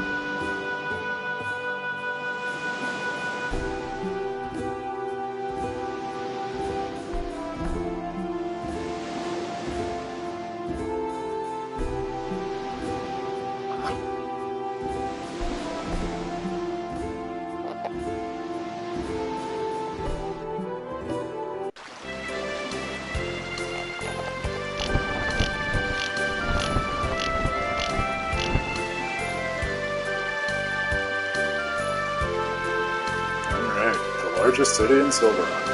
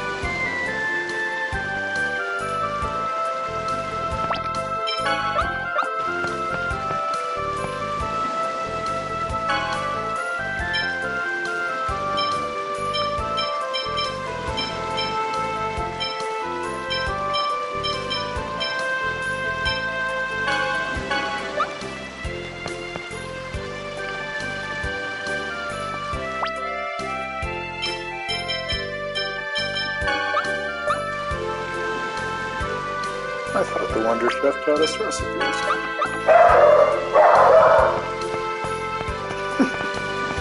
Evie is very upset that he didn't want to give us a recipe.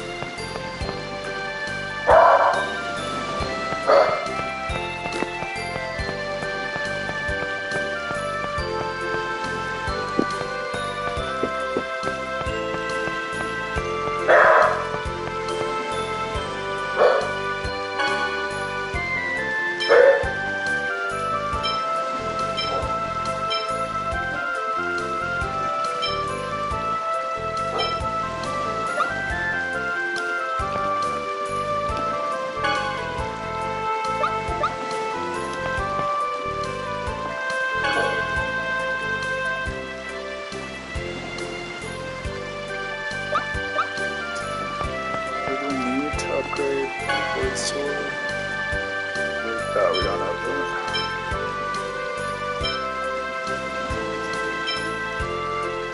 Is there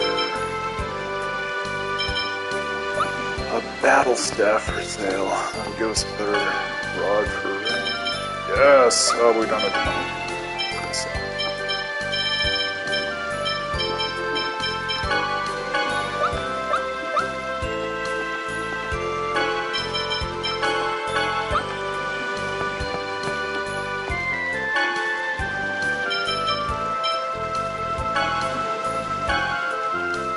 Excellent.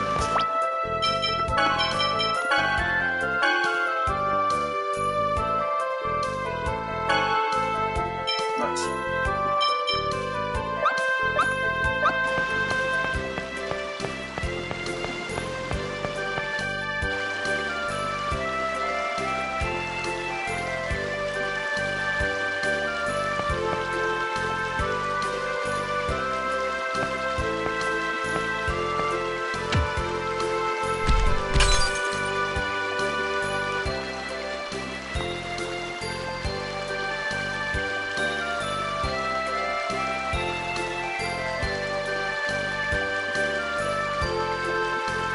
The tales of klutziness continues.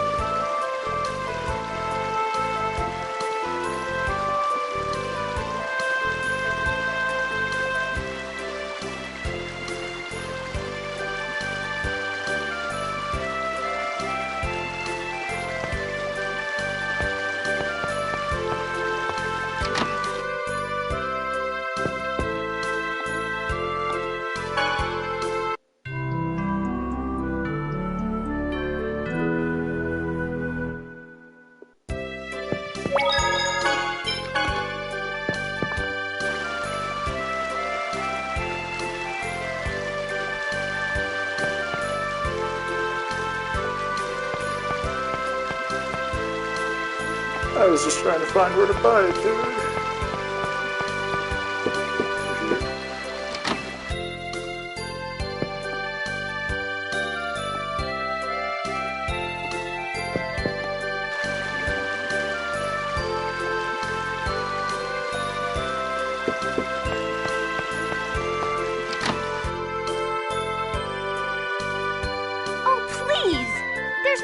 anyone would sell those to you at a price that low.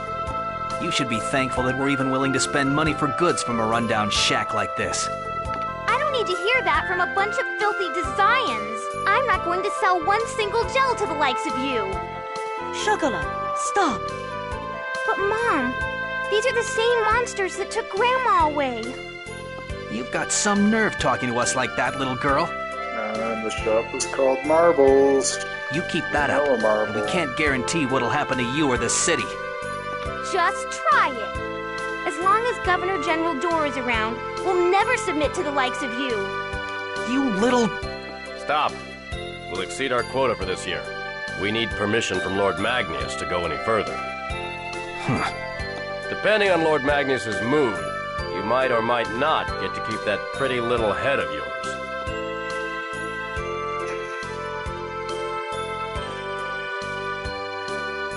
Well then, I'm off to work now, Mom. Take care. I apologize for what happened. I'm sure you were startled. Please, relax and take a look around.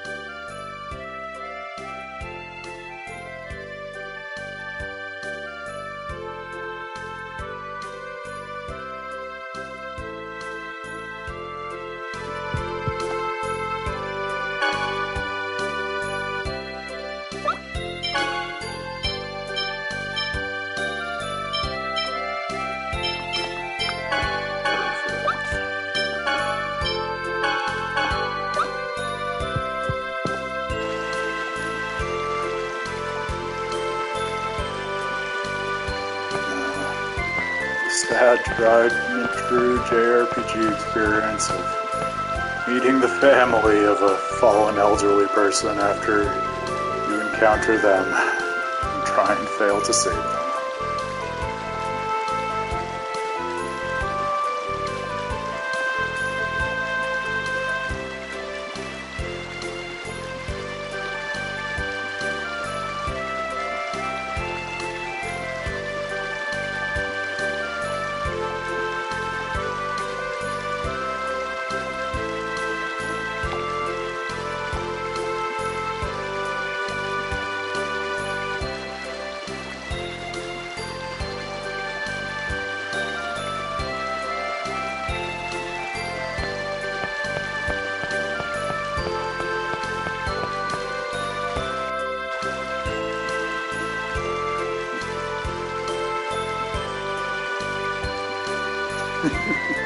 Yeah, you can say that again.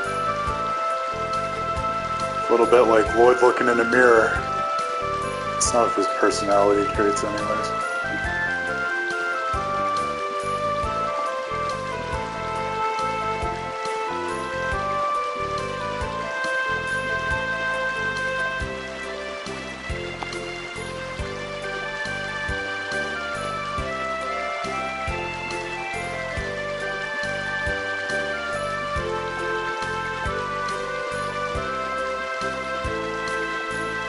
The storyline we're getting into now, I'll tell you right away, it's one of the things that I remember to this day about this game.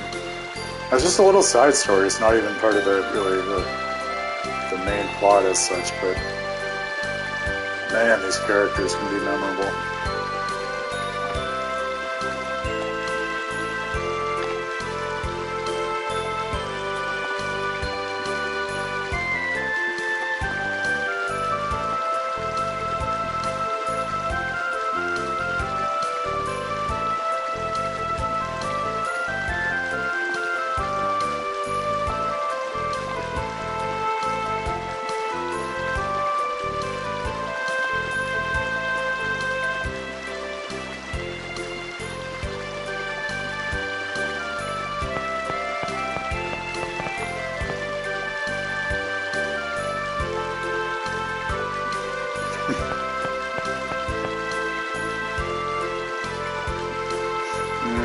Yeah, for sure. Something special about a game where some of the side plots or minor characters are just as memorable, if not more so, than the mainline stuff. Really makes it feel that much richer.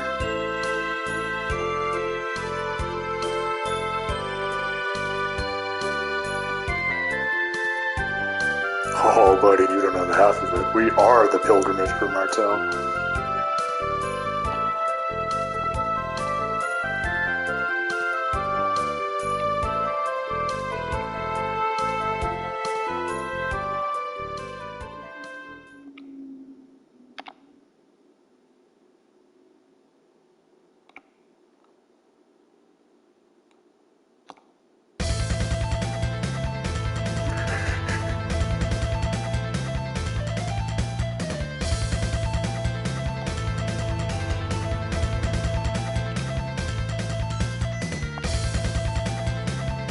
Once again, klutziness saves the day.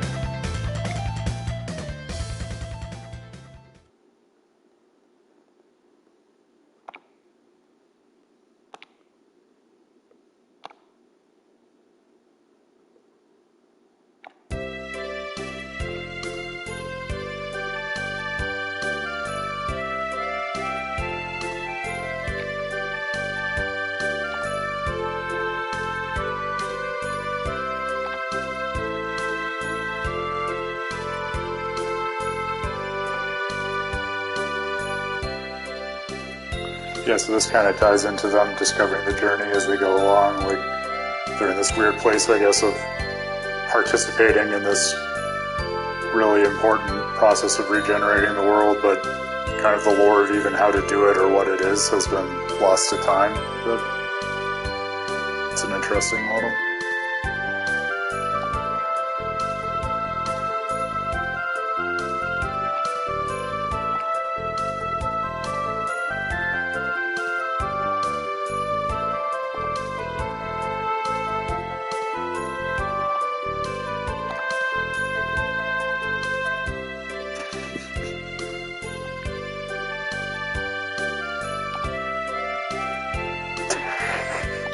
Tough, but a little fair.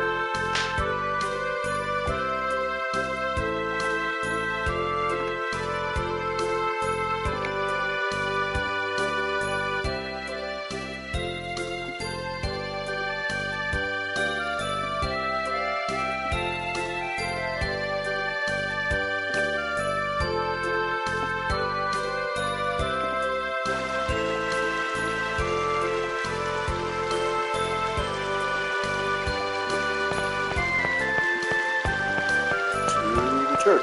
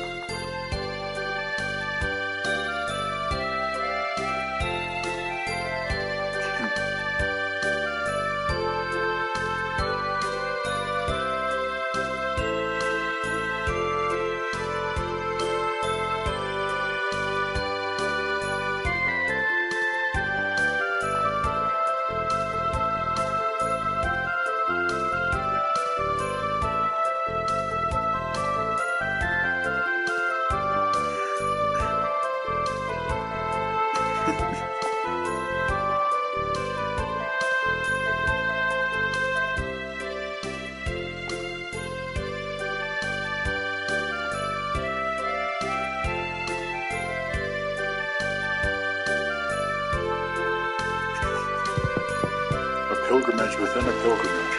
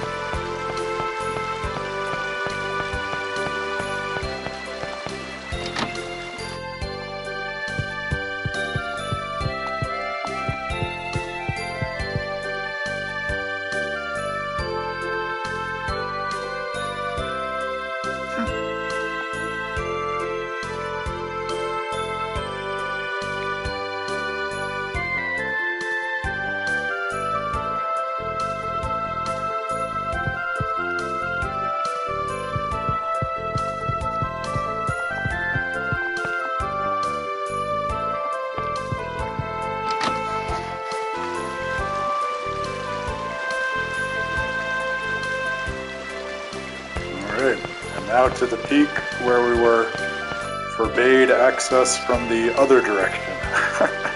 Back when we took the long way.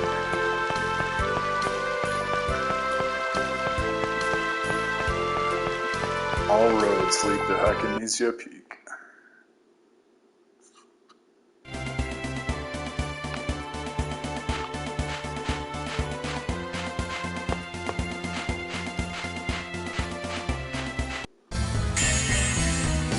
Give them no quarter. Found your weak. Get him! Barrier!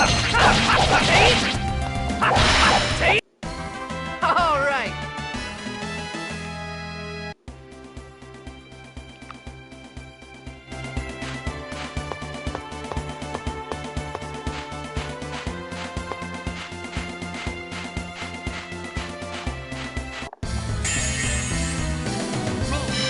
You guys let up!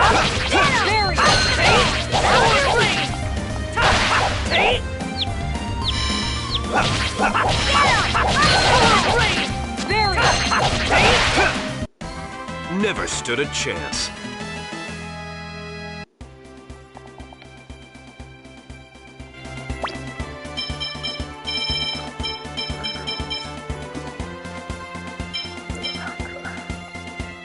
Oh, it's up a ways.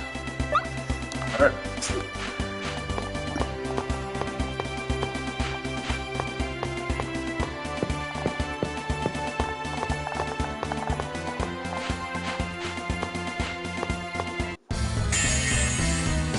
All right, let's go.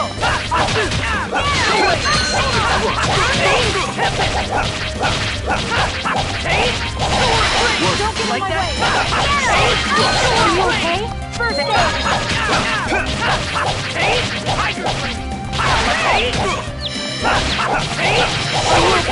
First aid! You picked the wrong guy to mess with.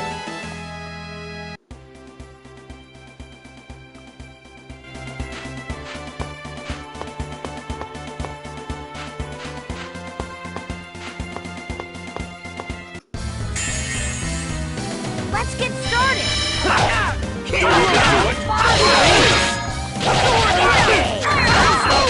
Here we go! Sonic thrust! Aqua Edge! Follow it up! Cross thrust!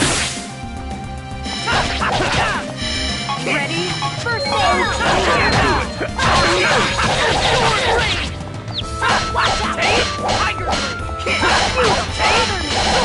Don't overdo it! First aid!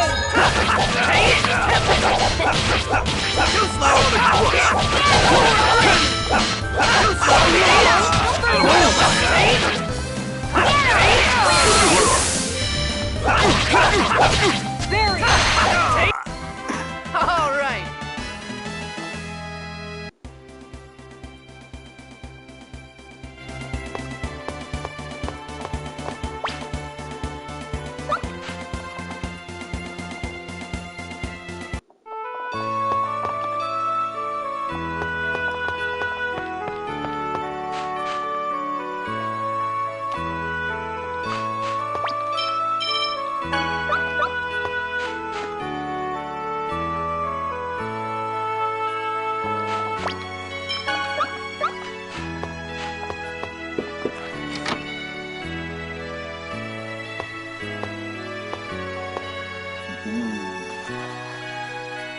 Sheena, what are you doing here?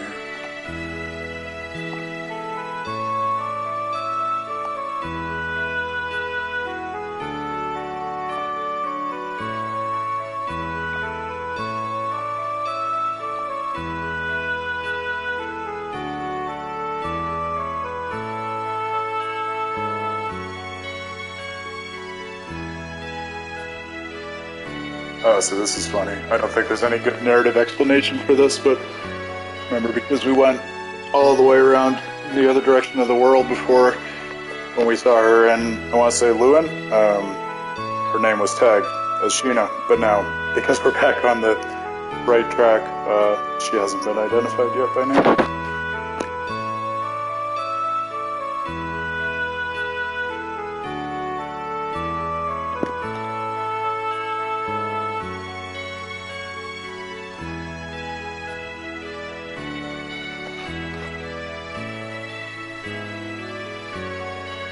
There it is.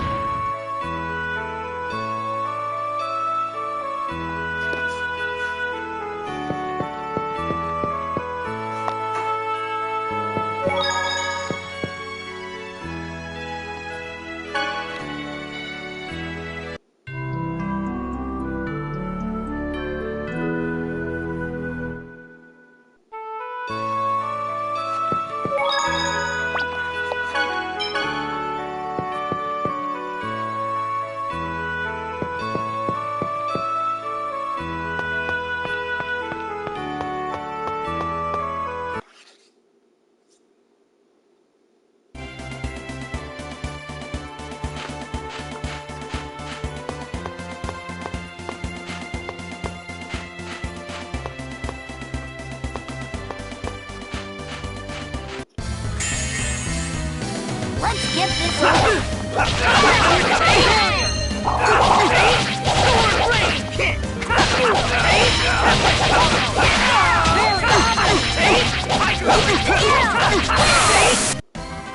All right.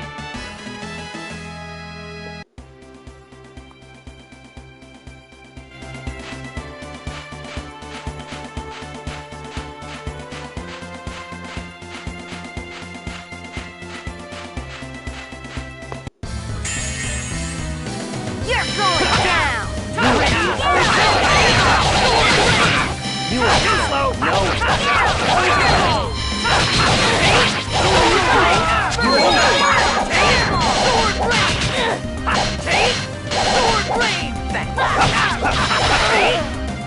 Are you okay?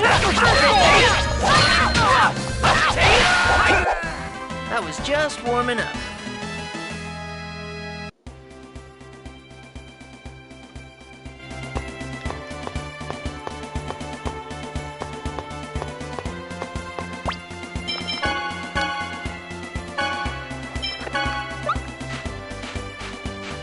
Alright, I can easy a peek from the correct side.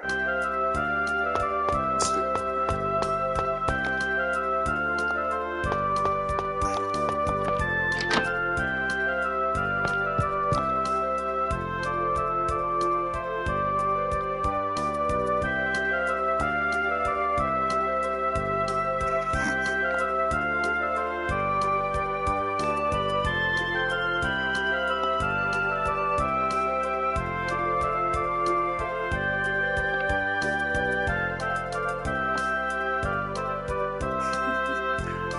wouldn't be a JRPG fantasy world without hyper-accurate racketeering.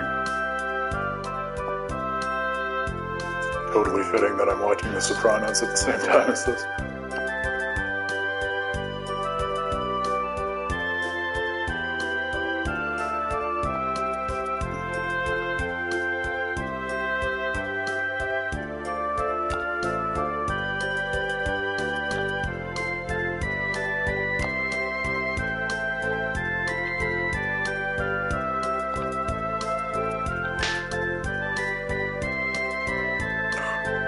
Genus is gonna have brain damage by the end of this stream.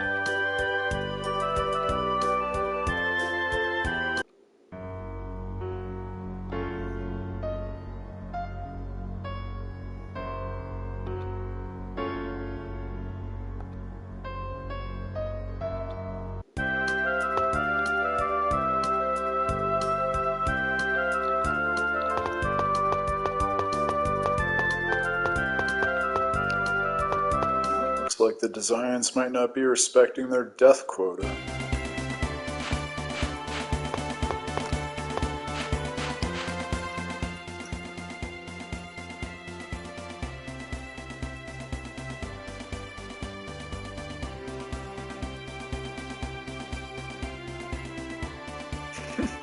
That's another thing I remember about these games, especially this one. Like, as a little kid, in words like avaricious.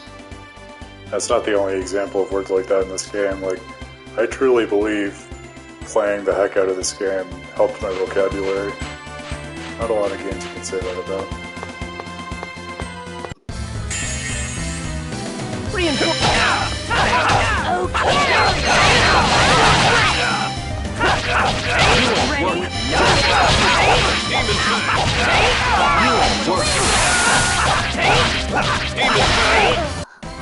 I was just warming up.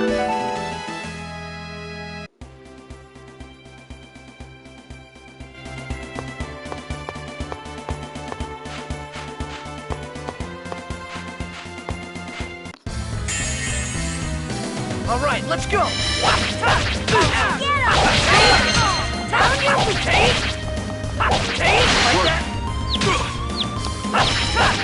Here we go. Sonic thrust. Follow it up. Cross thrust.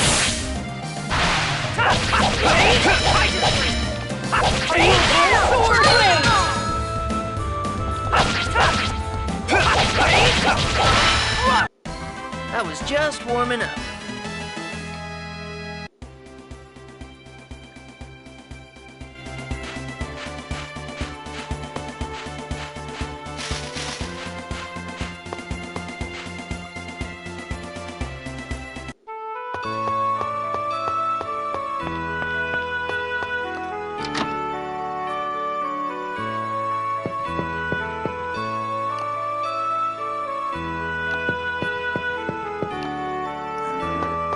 Palmacosta first.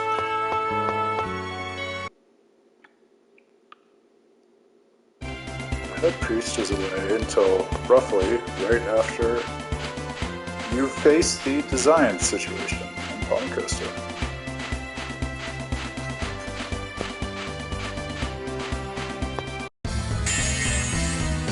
Don't let up!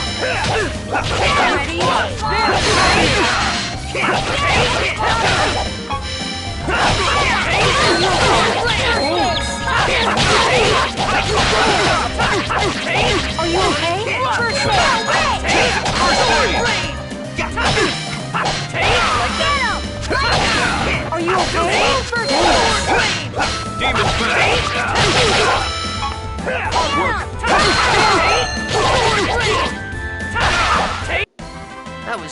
warming up.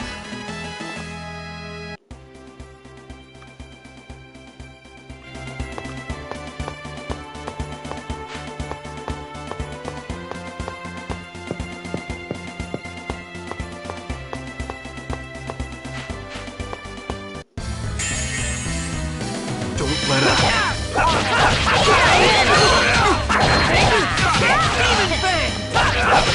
Are you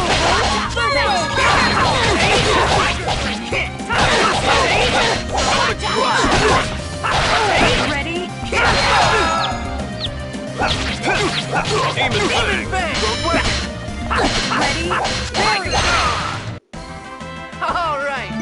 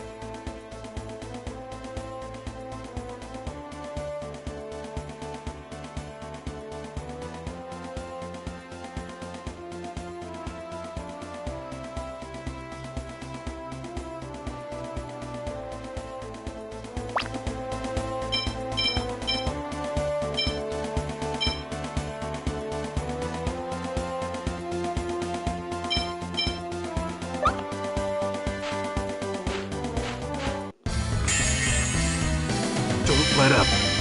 Watch this! Ready?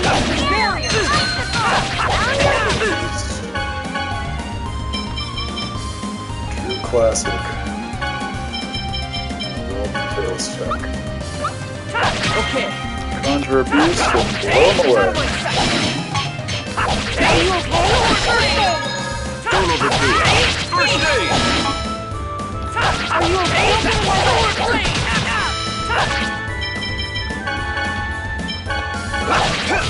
Ready?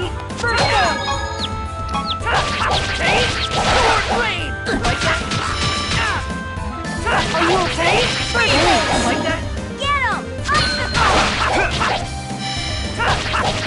Are you okay? All right.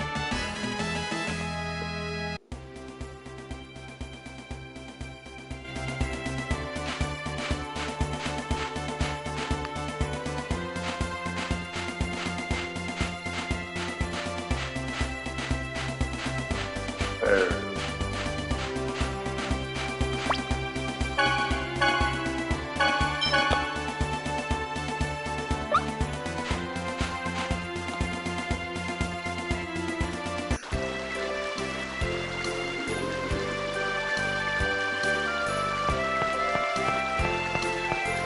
Well, the town's not on fire, so that's a comparative step in the right direction for Massilia.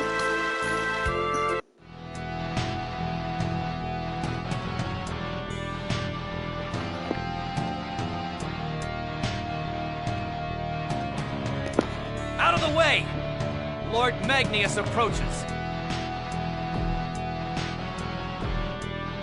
It's Magnius from the Eastern Ranch. That's Lord Magnius, vermin!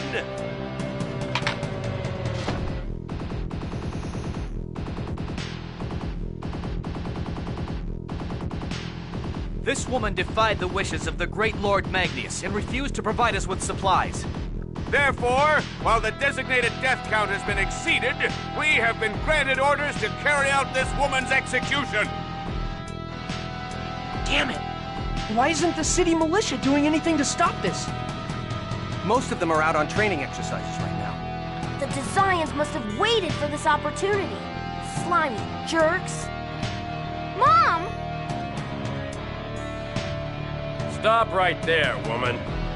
If you interfere, we'll make you suffer in ways that will leave you begging for death. You think Governor General Dorr will let you get away with this? Door? Don't get your hopes up, woman. No! You disgusting little vermin! Stop right there! Ugh.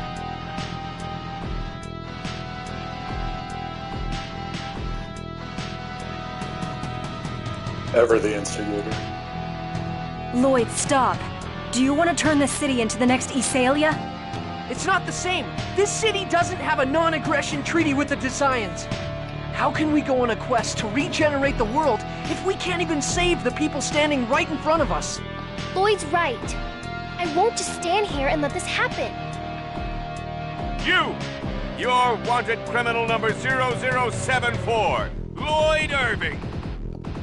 Well now, so you're that boy with the X-Sphere. I feel like 74 is not a high number of wanted criminals for a group like the Desians looking to exterminate all rebellion.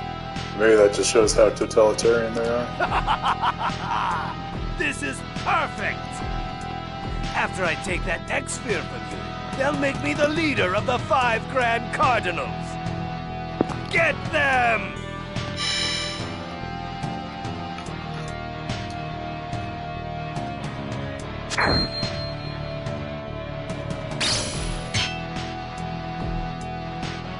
Amateurs. Damn it! You worthless idiots! Enough of this! I'll take care of this woman first!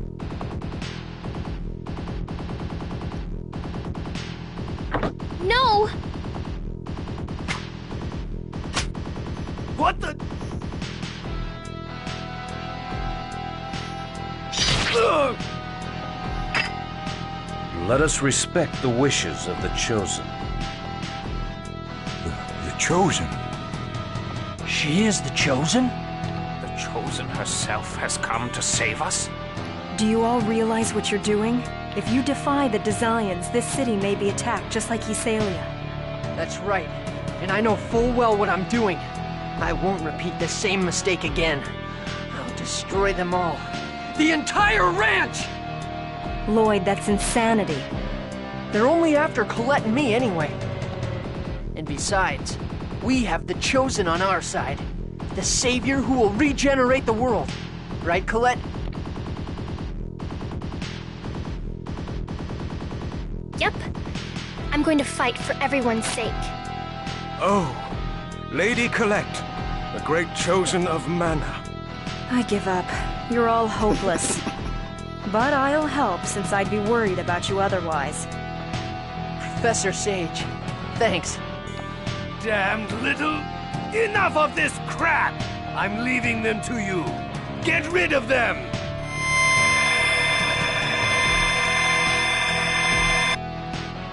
How dare you lay a hand on Lord Magnius? You're all dead! Don't get too There are so many lines from this game that, comfortable. even a decade later, I still remember vividly and accurately in my head. And that line of Lloyd's, when he says, I'll destroy them all, the entire ranch, that's why I'm really, I can hear the exact reading of it all the time in my head. Never stood a chance. So yeah, granted, maybe some of the voice acting is touch and go, but this game, I think, has a high frequency of lines like that. Thank you so much for saving my mom. I don't know what I would have done if they'd murdered my mom as well. As well? My husband volunteered in Governor General Dorr's army and was killed in a battle against the Desians. And my mother was taken to the ranch. It was Grandma that originally founded our shop. We have to protect it. Not just for ourselves, but also for Grandma's sake. for when she returns. Oh, chocolat. That's also the reason why I work at the Church of Martel Travel Agency, to help support our item shop. But it's not like I believe in Martel or anything. Chocolat, how can you say such a thing? I know. I'm grateful for the Chosen, but Martel didn't protect Dad or Grandma. Even this time. It wasn't Martel, but the Chosen and her companions that saved Mom. Right? I mean, when they want to nail it, they can really nail it. How can anyone believe in a goddess that sleeps while we suffer? I understand, but I still think Martel exists. You think? I'm sure of it. She exists inside you and me. Well, if the Chosen says so, then I'll at least try to believe. Anyway, I better get going soon. It's almost time for the next Asgard pilgrimage. Are there really people that want to go on a trip right after what just happened here? It's after events like this that both those with and without faith feel the need to go on a journey in search of salvation. That pretty much sums it up. Well then, thank you all very much.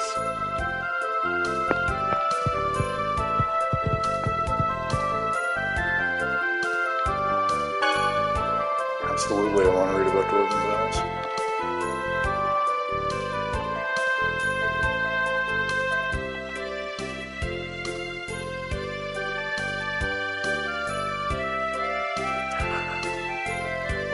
I thought Lloyd was all about the Dwarven Vows. Why is he calling it a stupid book?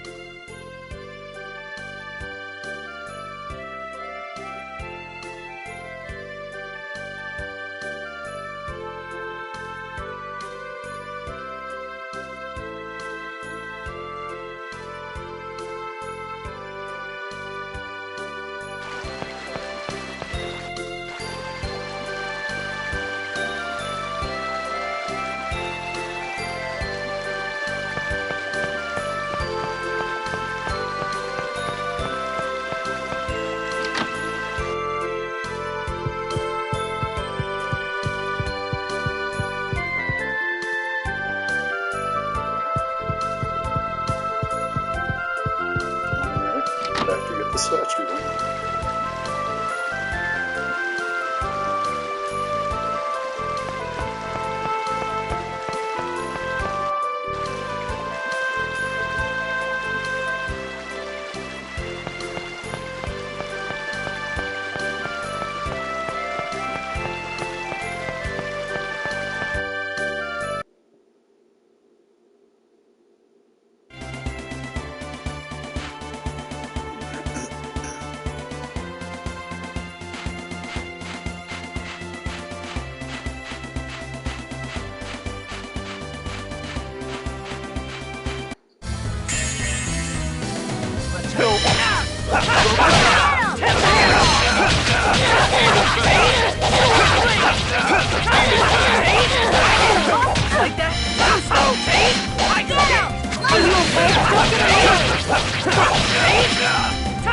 Don't overdo it.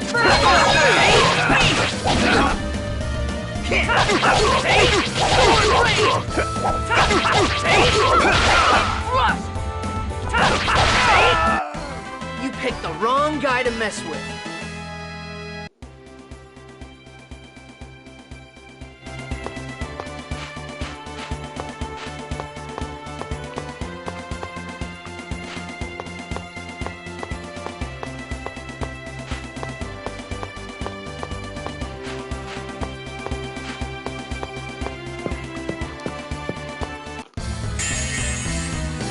Give them no quarter. Don't overdo it. Ready? Demon Fang!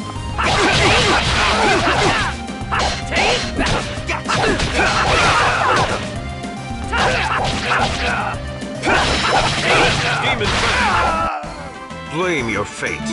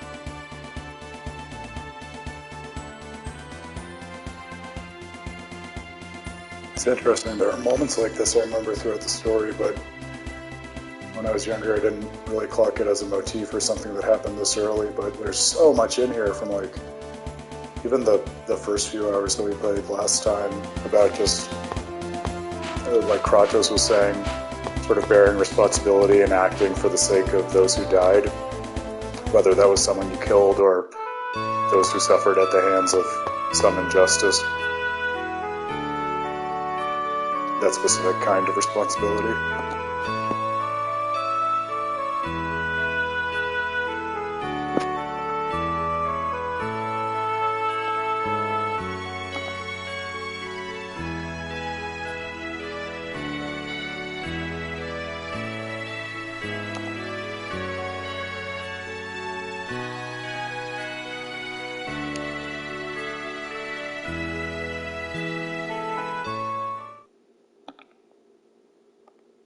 Well, you knew that was coming.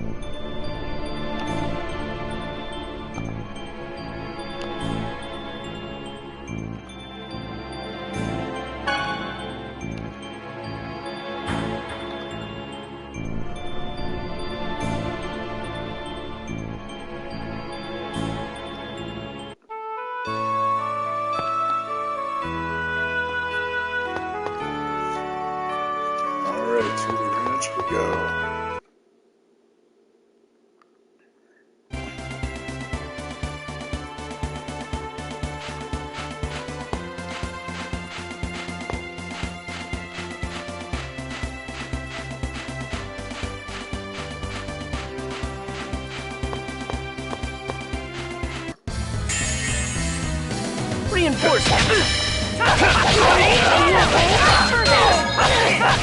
Work.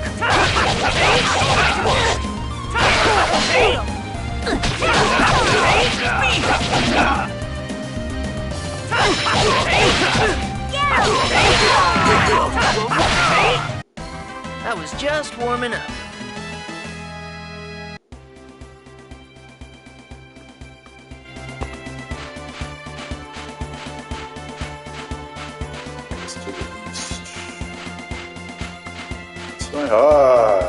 That looks like a ranch.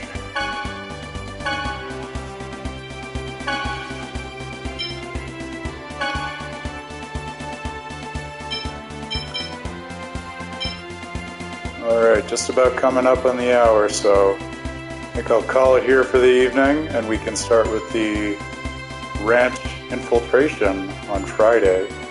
So that'll be fun. Thank you for going with me on the most roundabout journey across Silverhunt, but we got where we needed to go and have the better experience for it.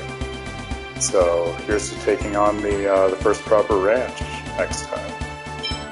That'll be fun.